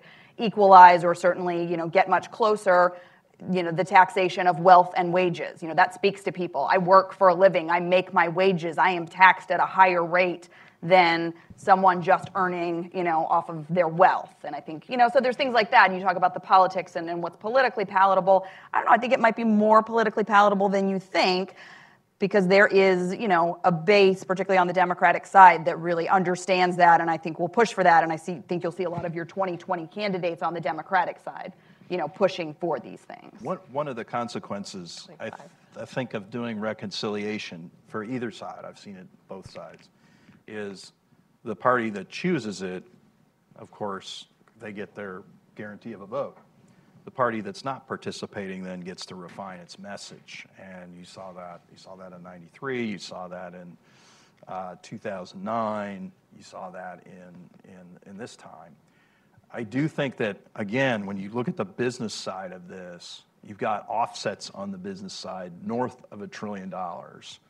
And I think I give Democrats credit because I think they messaged that this was just, all deficit financed, and that's what the polling shows. Mm-hmm. And Republicans, I would give them, not credit for not making that clearer. But but I do think there are consequences if you end up with a net tax increase on the corporate side, with the U.S. already being kind of again, an outlier in terms of corporate taxes. The corporate tax being the creator of a lot of distortions, a lot of issues on the international side and domestically. There are consequences. There are policy consequences that would be litigated that I think would be concerning. So, but that's that's for policymakers to debate and for folks to work through. Okay, let's give you all a chance to ask a few questions. Do we have microphones? Okay, I'd like to ask you to just please introduce yourself, and particularly given the topic, just ask a question, don't give a speech. We've been very careful about not giving speeches this morning, so we'd like to ask you to not do that either. Okay. Drink some water. Thank you very much. Larry Checco, Senior Advisor to Service USA. I think some of you have touched on this, but can we agree that nobody wants to pay taxes, but everybody wants the services that government provides? Okay, and so there's a real disconnect here, folks, and I don't think the folks on Capitol Hill get it. We have the money. We're acting like a poor country. We have the money for infrastructure. We gave it to corporations and rich people with the $1.5 trillion tax cut. Are we ever going to come to our senses on this and realize that government depends on revenue to provide the services that we actually want? Well, and I think I'm willing to even push back on your notion that people don't want to pay taxes but want the services. There's a colleague here at Brookings, I think Vanessa Williams, who wrote a book on this, and there's polling that shows that people actually do want to pay taxes. They view it as a patriotic duty. I think people want to pay what's fair, though, and they really look around. And again, I think, the polling shows it with TCJA, that people don't feel like it was fair. They're not paying, corporations, the wealthiest among us, are not paying their fair share in the same way that average working Americans are. So I do think people want services from their government, but you'd be surprised at, the level to which they're willing to pay for it, particularly if they view that, everybody else is kicking in too. It's a shared sacrifice and, equity, absolutely. But others have. Yes, sir, in the back. Question earlier, you referred to the corporate tax rate coming down to the OECD average and trying to level the playing field, if you will. But when you actually look at the income tax share, and average it out with the OECD, we're substantially lower. And even if you take the VAT into account and others, at the end of the day, I mean, carbon tax or value-added tax, ultimately, at the end of the day, the real bulk of it would have to come from income tax increases, wouldn't they? No, our corporation, actually the corporate tax in the U.S. income tax is relatively, it's not the material part of it, but there's a lot of reasons for that we could spend another hour on. But I think you're thinking of the percentage of collections. I'm talking about the rate, where the headline rate is on the tax. And I was talking about the national rate. There's two different rates to consider. There's a national rate, which is meant to be apples and oranges between, kind of the federal rate or whatever the governmental rate is. And then there is the overall rate, which takes into account state and local. And there's that rate. When you look at the U.S., I think we're about 25. Yeah, about 24, 25. Exactly. 25%, which is, as I think, yeah. So there is there are really two different things. I'm not disputing your point. I'm just saying the metric I was using was reflecting kind of the rate, which has a lot of effect on behavior. Things like income shifting, base erosion, other things factor into that. I think most people would say that in terms of base erosion issues and income shifting, which have dominated a lot of the tax debate over the last decade and a half, getting the rate down is a very, and broadening the base, which this bill did do, as I said, by north of $1 trillion, is one of your best levers to deter that behavior. I mean, some of what you're talking to, if I could really briefly add on, is because as corporations contribute a lower percentage of tax revenues to the U.S. fisc than they do worldwide, but that number has been declining because the number of corporations have been declining dramatically over the past couple of years, or the past couple of decades, really. And I wonder if that will change now that we've reconfigured the corporate rate versus the individual rates, including pass-throughs as individual rates there. A lot of the decline in corporate contributions to overall receipts had to do with organizational structure as opposed to actual cash out of the corporate, on a corporate return. And to me, I thought the bill was very interesting in its kind of reconfiguration, its re-rank ordering of the benefits of being a corporation versus a pass-through. And will we see shifts back into C status? It's just an interesting side effect that Tom, what do you think? we get a chance to see. Well, it's funny. I mean, I hear this, and I instinctively you would think that would be true, but just when you talk to people who are in pass-through structures, there's an existential kind of feeling about going into a box that they just can't get around. And I think part of it has to do with the fact that they do feel like, once you go into corporate solution, there's a toll to get out. And a lot of people are worried because of all of the things we've been talking about here, the relative instability of that corporate rate. And that corporate rate can be dialed back up. And once you go into the box, you're going to pay a cost to get out. That's a lack of certainty in this in our environment, and there's, we need to get to a better, more certain place, I think, no matter where it is. Yeah. Steve in the back. Wait for the mic. It seems as if fiscal hawks are endangered, if not extinct.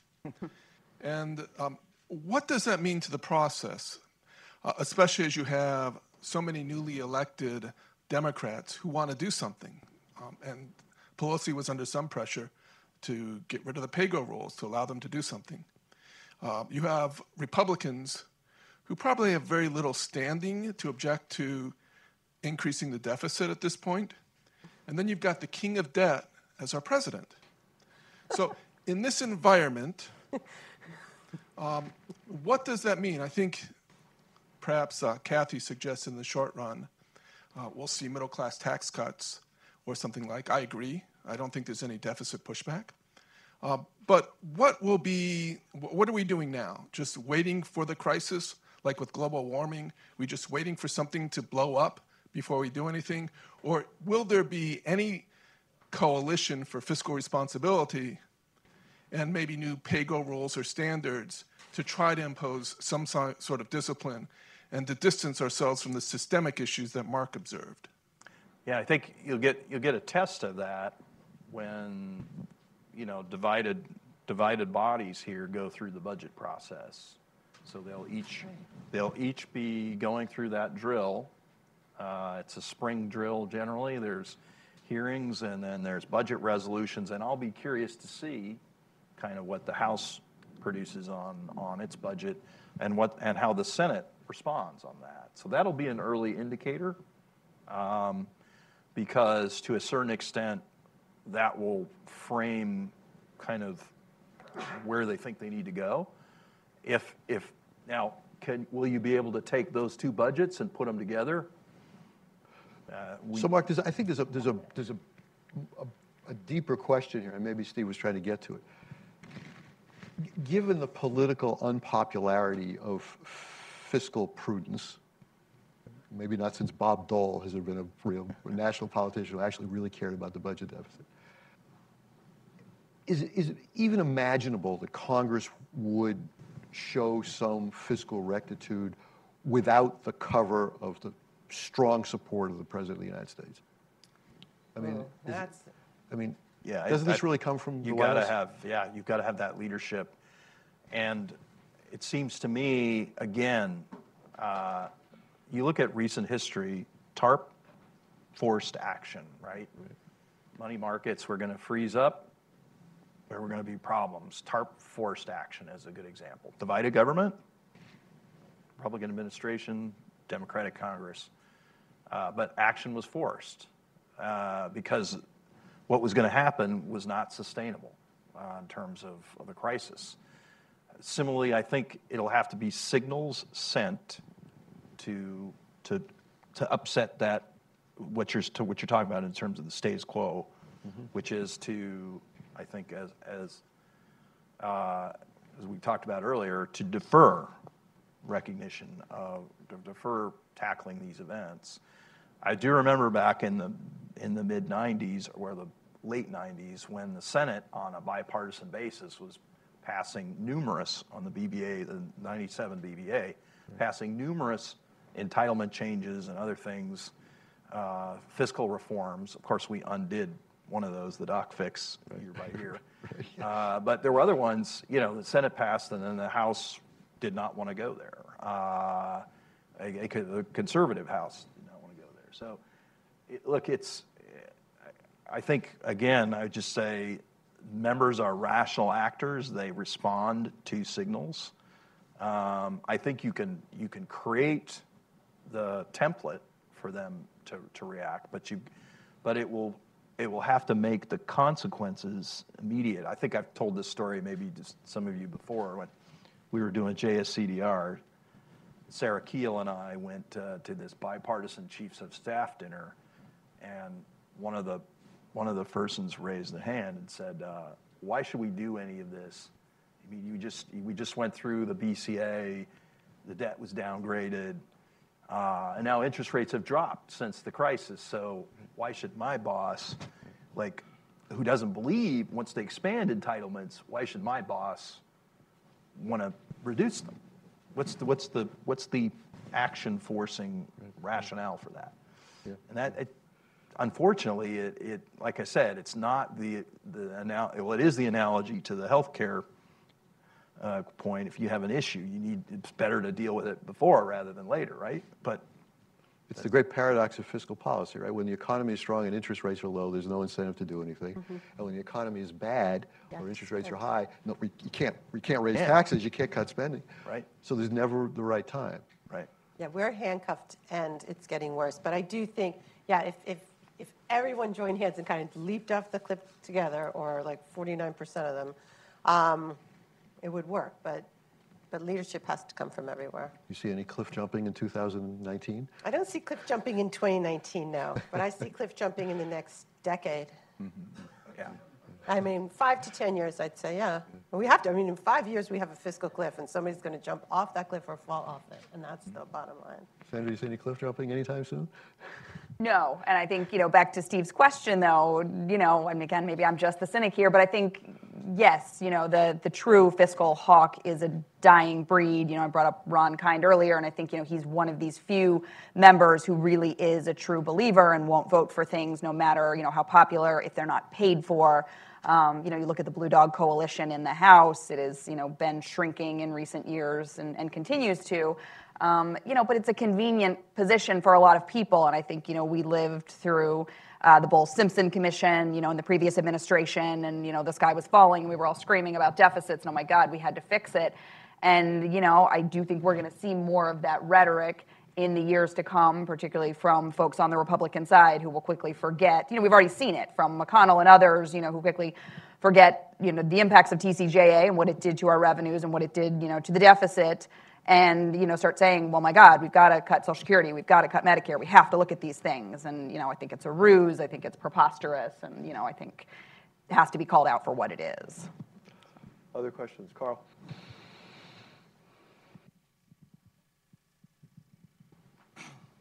Thanks, Howard. Carl Pulzer, and lately I'm doing a lot of work on health policy, aging issues, and inclusion of the bottom half of the wealth distribution. So here's as we sort of think about tapping new revenue sources for a middle-class tax cut and maybe infrastructure, I'd just like to throw Social Security on the table. Is it worth a strategic thought a little bit about if you tap some new revenue sources, are you foreclosing options that you might need to make Social Security solvent? For example, Congress reached for the capital gains increase for Medicare, so that could be a partial fix for Social Security. Is that something that, I mean, it may come up in the next few years. I'd hate to throw more sand in the Vaseline, but it's another issue on the table. I mean, it's just one part of the huge fiscal wall that we're running up into, and it's a very politically potent part, I think. And so, I'm not sure that Social Security is ever going to be.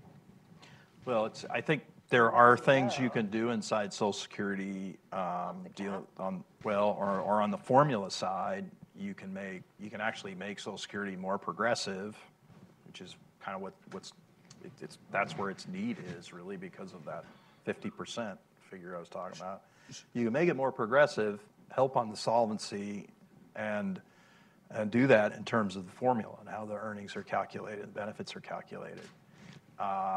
So, look, if people are willing to kind of try to get to some results, and I think a key thing, and you've heard this in the discussion, you have to distinguish fiscal goals and policy goals, right? And then try to align them. And like Sandra's saying, one side will say we'll raise the fiscal bar if they're not really bought in on the policy, and that works both ways. I've seen that in my many years. People will raise fiscal consequences if they're not necessarily bought in on the policy, and vice versa. They may say, if I like the policy, maybe I'm going to look the other way a little bit more on the fiscal side. And you've seen both sides do that. So it's the question is, how do you purify and align the fiscal objectives and then build out from that in a policy way that's politically sustainable? And I think you have to look at, you certainly, as Kathy said, and I agree, you have to look at new revenue source because of the box the U.S. is in. I think you have to look at entitlement changes that are progressive, help the system, help on solvency. Those things are out there. And and marry up those things, because if either side does it partisanly, the problem is the political consequences are significant. The real magic is to find a way to marry up the two ways. So the thing that strikes me to Carl's question is that Donald Trump, who appears willing to upend every institution of government except one, Social Security. It's remarkable. It's the one program he absolutely says I won't touch. These are the core voters. Yeah. These are the core voters.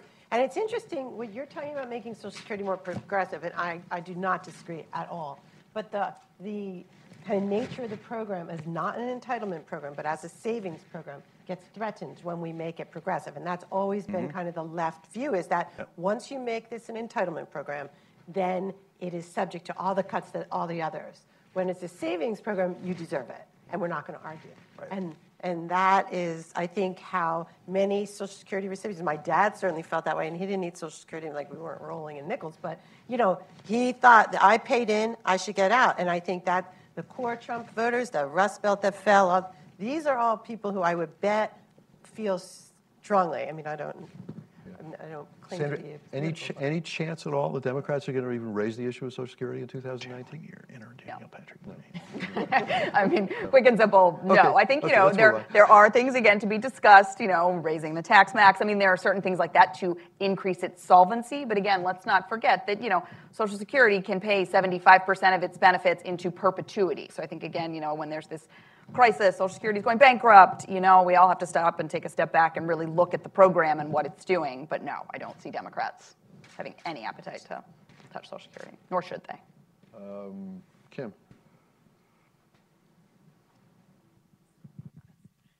Hi, Kim Rubin, Tax Policy Center. Can I bring the conversation much more, into the near term? Can you all opine a little bit about what we're going to do in the next couple of weeks, i.e., is there going to be an extender bill passed? Are they going to do something? What do you think is going to happen in, the lame duck Congress? And are we going to get into the new session with relationships at a point where they're even going to be able to discuss or the tax bill that is on the table right now in the House is sort of fascinating to me in that it feels like the Republicans are going to need to talk to the Democrats in the short term and the Senate, which I'm not sure the, Republicans in the Senate were all that happy with that tax bill either. But what do you think they're doing in the next couple of weeks? Are we going to see anything on the tax side? Are we going to pass extenders? Is the president actually going to sign something?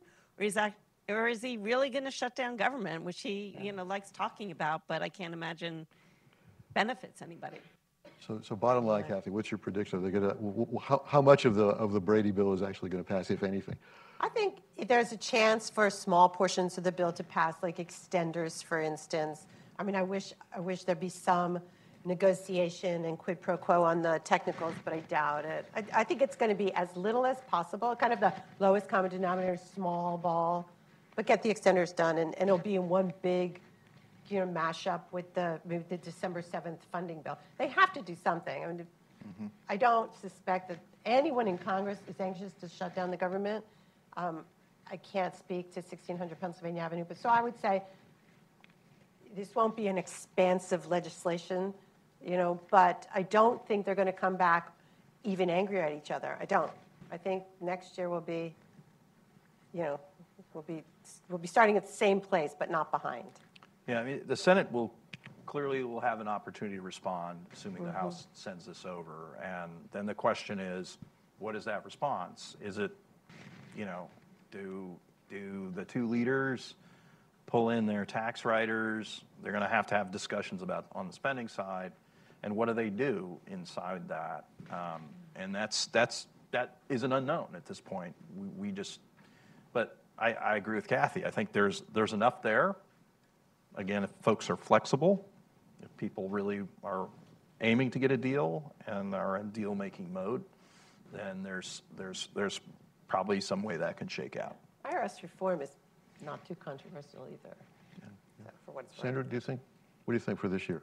Yeah, I mean, I think all eyes are on a week and a day from today. You know, as you say, I think absolutely we'll ride along with something if they do it. You know, potentially it's a short-term CR to get us a little closer. We've all been around long enough and worked on the Hill, and remember many a Christmas Eve working, on these funding bills and things. So I'm hopeful that is not what we're going to see, but I don't see it all wrapped up in a neat little bow in a week and a day.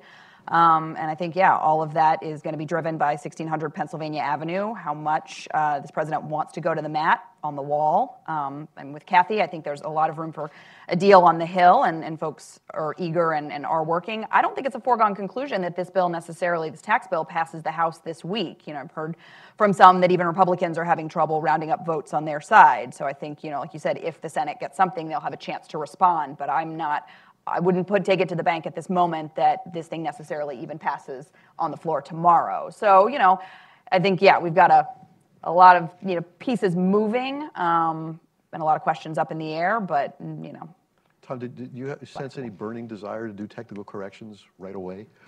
I think with respect to a handful of important corrections, most significantly the qualified improvement property issue. There's some in the Senate. There is some bipartisan support for that. I don't know what the Democrats would ask for. Like with the grain glitch, they got some stuff. I don't know what they're asking for this time, but that is one that I think everybody would love to see get done. But I think Democrats just want to sit down and have a conversation as they did with the grain glitch. I think that's a reasonable request. Will they ask for something as big as what they got for the grain glitch? I'm not even sure they know, but I think they just want a conversation. So we have just a couple more minutes, and I want to take the prerogative to ask the last question. That's about SALT. We haven't really talked about that.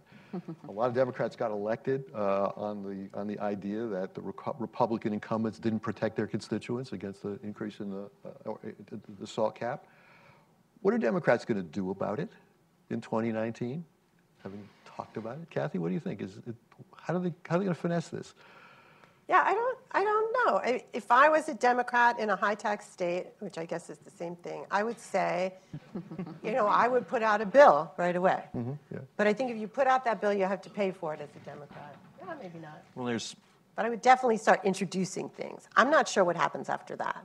It sends a weird message, right? Because what you're doing is you're cutting taxes for rich people. For rich people. Yeah. Which is kind of not what you're about. No, that's true. Depending on what you're doing with other things, right?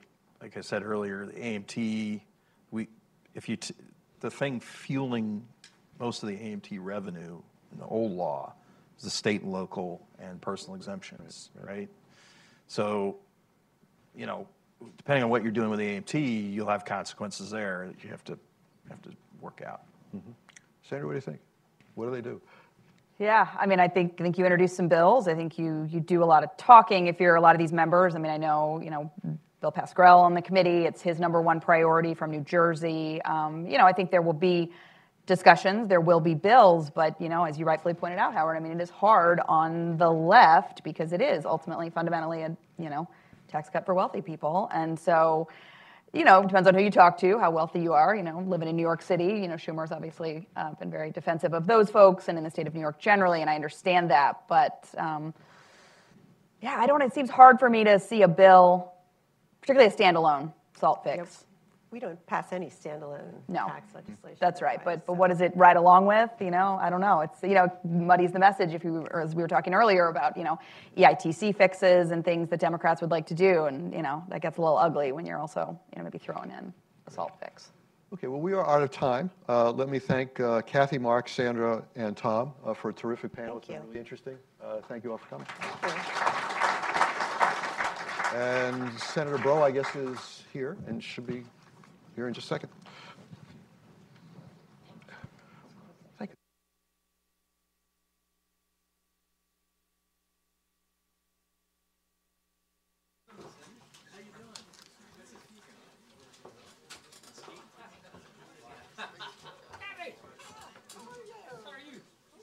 Nice to see you. Hello, Marcus. Good to see you. Okay, Senator, I'm going to see you. Are you in the private sector now? Yes, sir. Like it? Yes. How are you? Good to see you. Good to see you. Would you have a introduction to? Is that okay? Great job.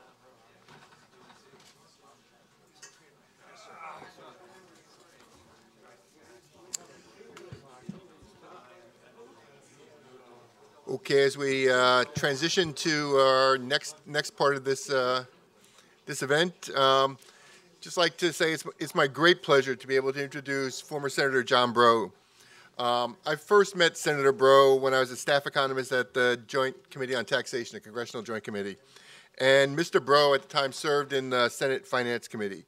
And he was a key member on a wide range of bipartisan legislation.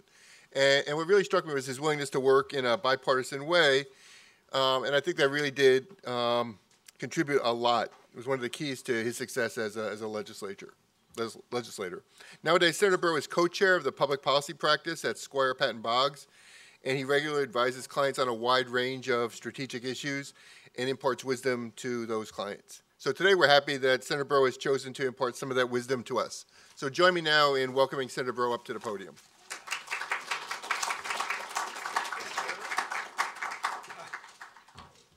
Good morning. Thank you very much, Mark. I'm hobbling up here. I have a big boot on. It's a tear in my Achilles tendon. And I canceled my surgery, and I decided to do stem cell injections on last Monday, which is an interesting process in and of itself. If you ever want to do that, come see me first. Thank you for inviting me. I'm glad to be here. I see a lot of old friends and good friends in the tax world out there. And so I'm delighted to share some thoughts. Kathy Koch just told me, talk about your carbon dividend tax. And I've corrected her, it is not a carbon dividend tax. It is a carbon dividend and not a tax.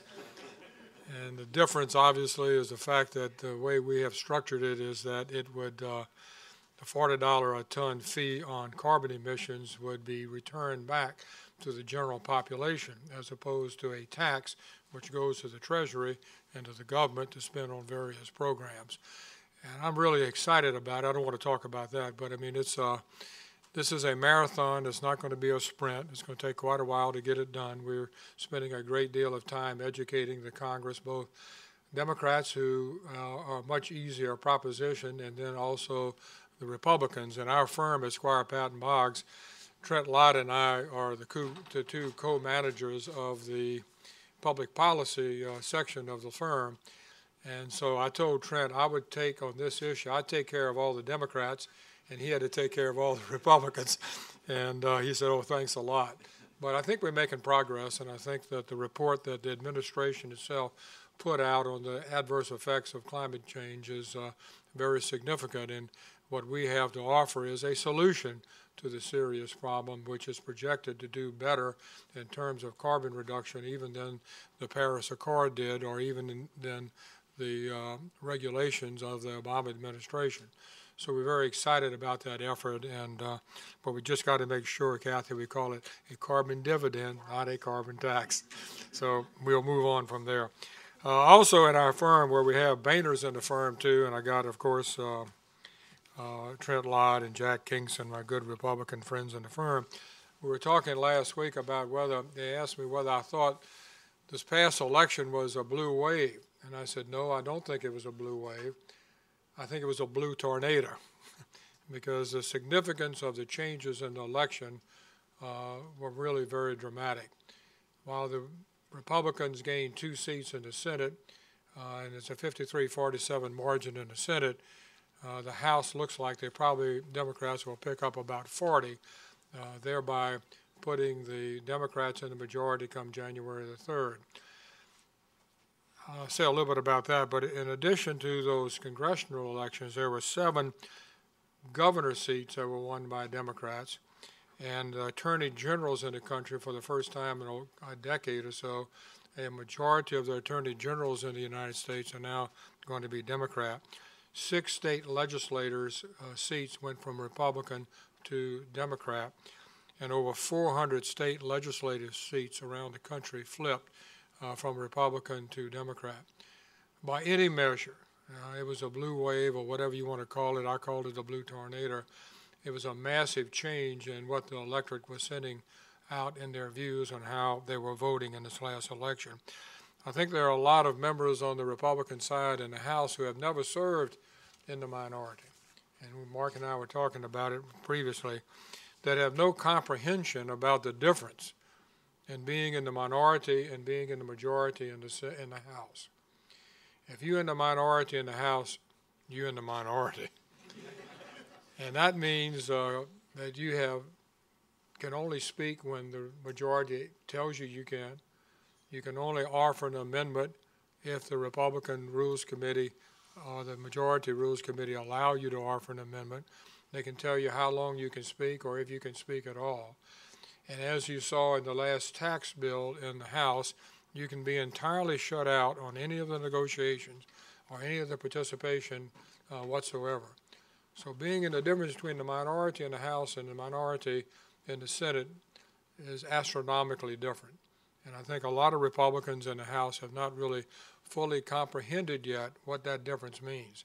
I think also the White House has not fully understood what they are facing with a Democratic majority in the House in terms of oversight, in terms of investigations, in terms of things that can happen that they didn't have to worry about in the last cycle. So it's going to be a substantially big difference.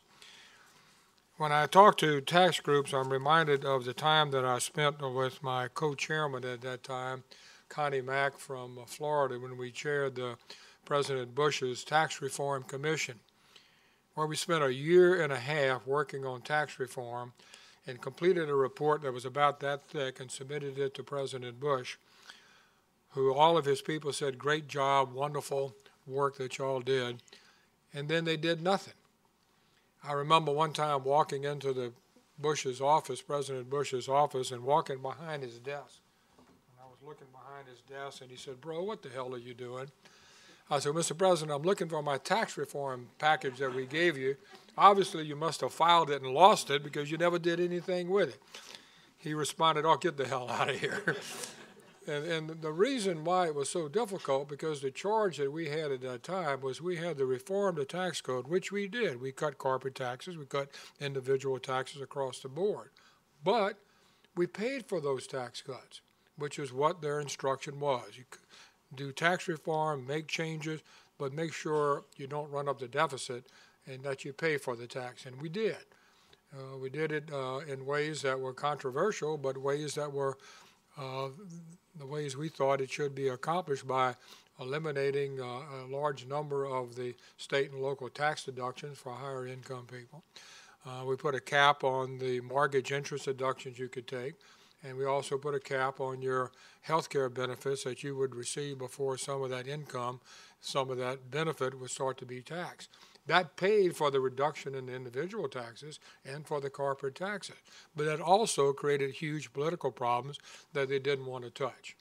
And the fact that one of the chairman of the Ways and Means Committee was Bill Thomas from California, pretty high tax state, and the ranking member, Charlie Rangel from New York, pretty high tax state.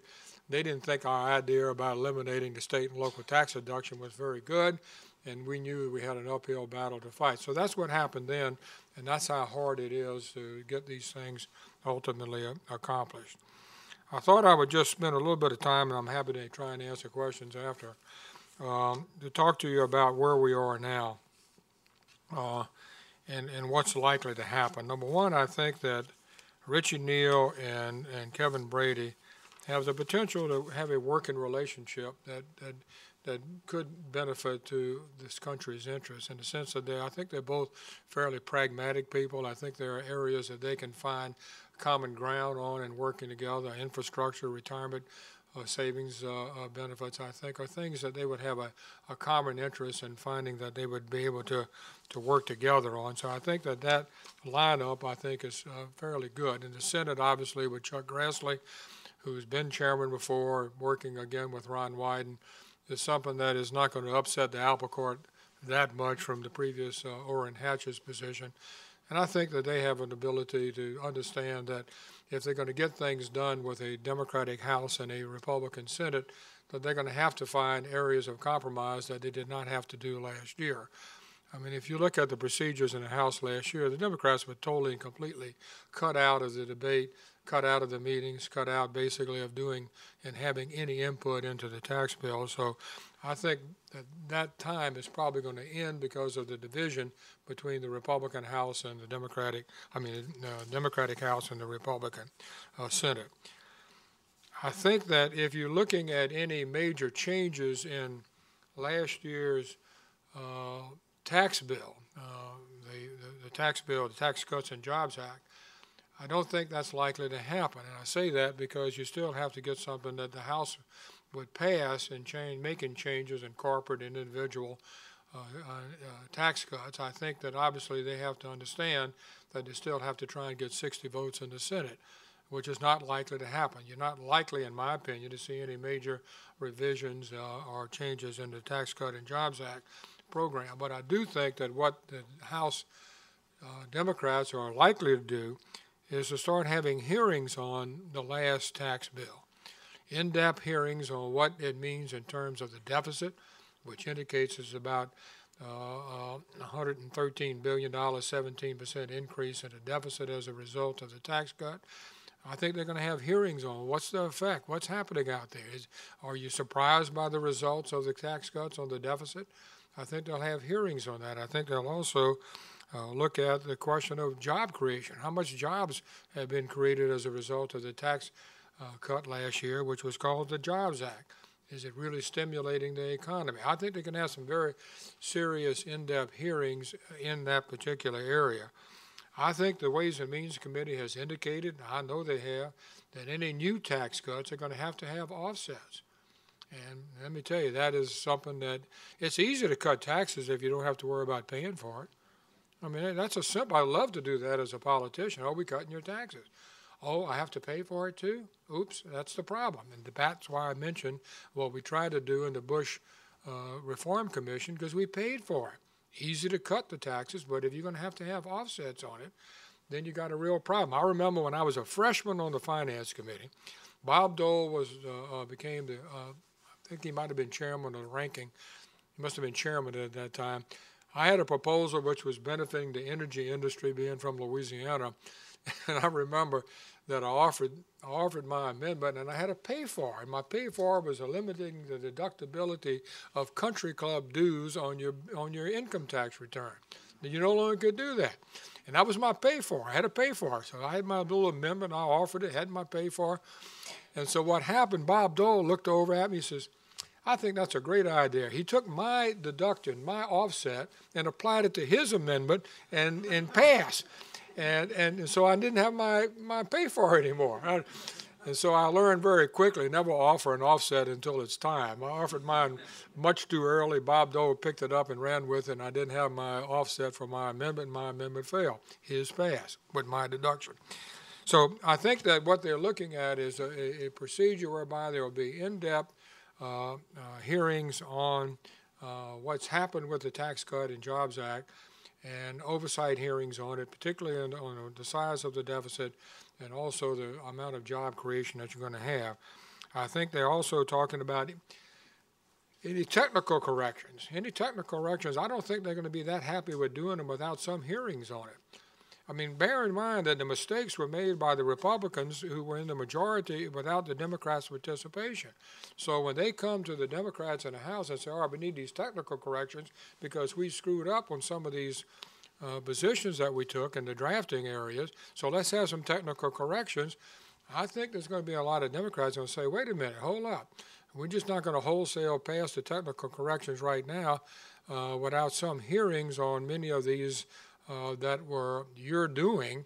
Let's hold off and find out what the effect is. And I think one of them that could be is a depreciation on shopping centers and businesses improvements, which I think everybody understands and realizes was pretty much a drafting mistake. And I think that something like that could be corrected. It's obviously bipartisan. Both sides understand that that was something that was done. But I think there's going to be a little bit of a hesitancy on doing a wholesale technical corrections, certainly in the lame duck. I don't think it's going to happen. But any corrections or any extenders, I think, obviously, that they do next year would be made retroactive to cover the beginning of 2018. So, I mean, that's kind of where I think we are. I think IRS and Treasury will continue to do the rules. I know we just had a rule, I think, yesterday on the foreign tax credits. I think it moves in the right direction. I'm not sure it's sufficient or enough from what I'm hearing from the industry as far as a clarification on the foreign tax credit, and I think it may require additional work from Treasury and IRS on that particular aspect. Let me just run through a whole bunch of other things that I think are on the plate for what might or might not be done.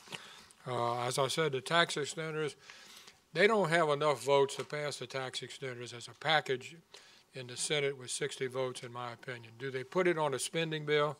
And try to get it done as a spending addition to a spending bill? That's a possibility. It's going to be tough enough to avoid a shutdown of the government because of Trump saying, I want $5 billion on the wall.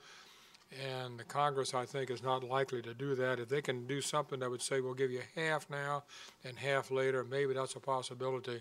But the continuing resolution is going to be complicated enough without trying to add all the tax extenders to it. So it may be something that will have to be provided in the beginning of the next Congress, which would, of course, I think, be made retroactive until the beginning of 2018. But any wholesale passage of Kevin Brady's bill, I think, it's not going to happen in the Senate. They have no appetite for making some of those tax cuts permanent. One thing that I think is a possibility is something on Retirement Enhancement and Savings Act, the RESA program, which I think there's strong bipartisan support for. Democrats and Republicans both are going to seek a way to enact that retirement enhancement and savings process, which I think is feasible. I think that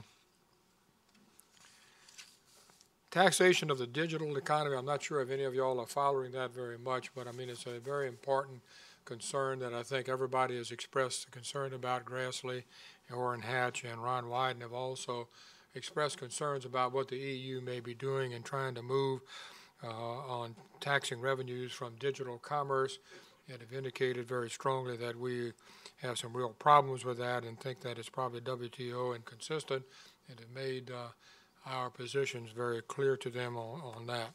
Some of the other things, I've had somebody tell me, well, we're going to get Trump's tax returns. I don't know that Richie Neal is going to start off his agenda trying to go after Trump's tax returns. I think he has other things that he thinks are more important right now. For the life of me, we were talking about that in the back, about, Trump says, you can't see my tax returns because they're under audit. I mean, I'd like to have the IRS come up and say, is there any reason why someone whose taxes are under audit can't show those tax returns? The answer is no. They can show them. You know that, Commissioner. There's no rule that says you can't show it. Yeah, And then how long does a tax audit last? I mean, is it decades? I mean, how long? I mean, I'll show you my tax returns as soon as the audit's over. Well, when is that? After you're no longer president? How long does it take to do the audits? I know they're complicated, but there's no rule that says you can't show them. But I don't think Richard Neal is going to move in that direction that quickly. There's something on nonprofit donor disclosure requirements. I know House Democrats are really ready to move against a policy change on the 501c4 charitable foundations not having to list their names of their donors on their tax filings. I think that there are Democrats who would like to have that changed. There's also a change in the so-called Johnson Amendment. Democrats may push to protect the old Lyndon Johnson Amendment from Republican attempts to repeal it. That was kind of an interesting deal where the tax code provision forbids nonprofits such as religious groups from endorsing political candidates. I know I ran for the Senate in Louisiana, and I used to travel around, particularly to churches, and you talk about participate in politics. Some of the churches in the South were very aggressive. I mean, if you were invited to the church during your election and the preacher recognized you, that was positive. If you were asked to come up and make remarks, that was even more positive. But if after your remarks the preacher got up and endorsed you, that was really significant. And many times it depended on the size of your contribution to the church collection as to how far you got up in the stream. But it's not supposed to happen, and a lot of folks are thinking that they shouldn't be engaged in that. I think stock buyback oversight is probably something Democrats would like to look into, which I think is important. And then I mentioned the deficit of the last tax return. And state and local tax deductions, that may come up as far as some people wanting to get back and removing those caps, but that's going to be very difficult to do. So, I mean, that's kind of a quick overview of where I think we're going. I think that with a divided government, let me conclude with that, that with a divided government, both sides are going to have to realize, unlike the last Congress, that unless there's some legitimate compromises between the two sides, absolutely nothing will get passed into law. And I think the people in the leadership understand that and know that. The leaders of the Finance Committee and the Ways and Means Committee, I think, are going to be sort of forced to be more cooperative than they have been in the past. And I think that's good news for everybody. With that, thank you very much, and I'll be happy to answer a question or two if that's okay. Yeah, yes, anybody. Stand up and holler at me. Yes, sir. Oh, anybody? Way back there. Oh, thanks. I'm Paul Marion from MLEX U.S. Tax Watch. And there's been I'm sorry, where from? MLEX U.S. Tax Watch. We're a subsidiary of LexisNexis. Sure.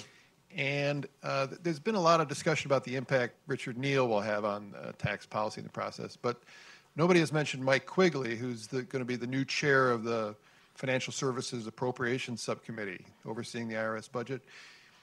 In short, what do you think the appetite is for an increase, a significant increase in the IRS budget in the fiscal 20 appropriations coming up?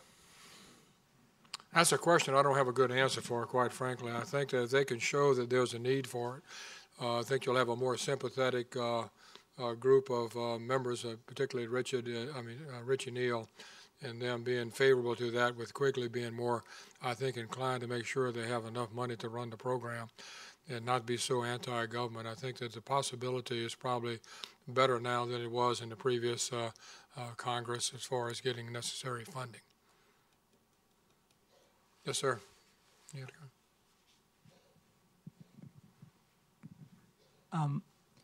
If some compromises are reached to get something done on the Hill, what do you think are the chances of the White House scuttling that for the wall or some other reason? The question is, as they come up with something that both sides can agree to, does that mean that Trump will necessarily sign it? Absolutely no. I mean, you never know what he's going to do from day to day. I mean, his statements on General Motors taking away their tax subsidies, I mean, it's a law on tax subsidies for alternative vehicles and electric cars. It applies to everybody's electric cars, not just GM. So how do you say, all right, we're going to take away the subsidy for one company and give it to everybody else? Because the law is pretty clear that the incentives for electric car vehicles, et cetera, apply to all manufacturers, not just to GM. So he just announces that he's going to take away the tax subsidies for GM on their electric cars and alternative vehicles. So you never know. The bottom line is you never know what he's going to do. I think he's going to have to come to the realization, which I think he doesn't understand as so far, that this is a different day come January the 3rd. It's a different political landscape that he has to deal with. And it's not enough for him to say, look, I'm not going to do this, because he has a divided government now. He's going to have to realize, despite his lack of experience in government, that this is a different day. And hopefully some of the members on the Republican side can convince him that these things that they've reached an agreement on in a bipartisan fashion should be signed. And that's my hope, to convince him that this is a different day. I mean, he could say, no, I'm not going to do this in this Congress, but in the next Congress, it's a different ballgame. So hopefully they'll be able to come up with some bipartisan answers that he will be willing to sign. I'm a big fan of Richard Neal. I think he's pragmatic. I think he knows how to get things done, and I think he'll be able to work with Kevin Brady and Grassley. Grassley's going to, I think, you know, Grassley was an oversight king when he was chairman of the committee. I mean, we oversaw everything. I mean, we had more companies brought in. I think they're going to be very aggressive in the oversight from the Finance Committee under Grassley, much more so than they were under Chairman Hatch. So it's going to be some interesting times. Yes, sir. You can just holler out, I'll hear you. Thank you very much. A little off topic, but since you brought it up, the powers of the presidency. Do you think the Congress will revisit the kinds of things that this president has done that we all thought would require congressional approval? For example, on immigration, on tariffs, on taxes. I mean, you can go on executive order. I mean, he seems to have broken every norm. Do you think Congress will revisit the powers that we give to this president, or any presidency? I'd add to that the national security findings on the tariffs. I mean, the fact that we're importing automobiles is a national security threat. I mean, so I'm going to put a 25% tariff on imported cars because it's a national security threat, or that steel coming from Canada is a national security threat. I mean, he just makes these declarations without any, I think, reason to back it up from a legal, from the legal parameters that are required to have a national security finding, among others that you just mentioned. So I think the answer is yes. The House of Representatives is not going to be able to pass a lot of things that they would like to pass because you have a Republican-controlled Senate. But they can have hearings and oversight hearings on all of these areas with subpoena power for the various departments that are implementing programs that people feel are not following the law of the land. And it's going to be pretty difficult if they get the secretaries to come in and try and defend some of their positions that they feel are contrary to the existing law. I think that they're going to have a hard time defending some of these positions that would shed public light on it. That was not possible in this past 2 years because the House was just absolutely refusing to do any type of legitimate and credible oversight. So you got some chairmen of the Oversight and Intelligence Committees that are absolutely committed to exercising their authority, and hopefully to do it in a very real and proper manner to do oversight on all of these issues that you just mentioned. Legislation with a Republican Congress, a Republican Senate won't go anywhere. I mean, if you have an effort to pass, so you pass a bill in the Senate, in the House, it restricts the president's power to do something, whatever the issue is, pick out the one that's probably the most vulnerable, and you pass it in the House, the Senate is not likely to take it up. The Senate's not likely to, certainly not likely to pass it, so you still have that stalemate. But I think the public pressure from the oversight hearings could work in a very strong manner and to try to get public support behind the changes that need to be made. But it's going to take that kind of a public airing of the abuses in order to get the public support in order to make any changes, I think. Somebody else was waving at me goodbye, or they were asking a question. I forgot which one it was. If not, I thank you all very much for your attention. Thank you.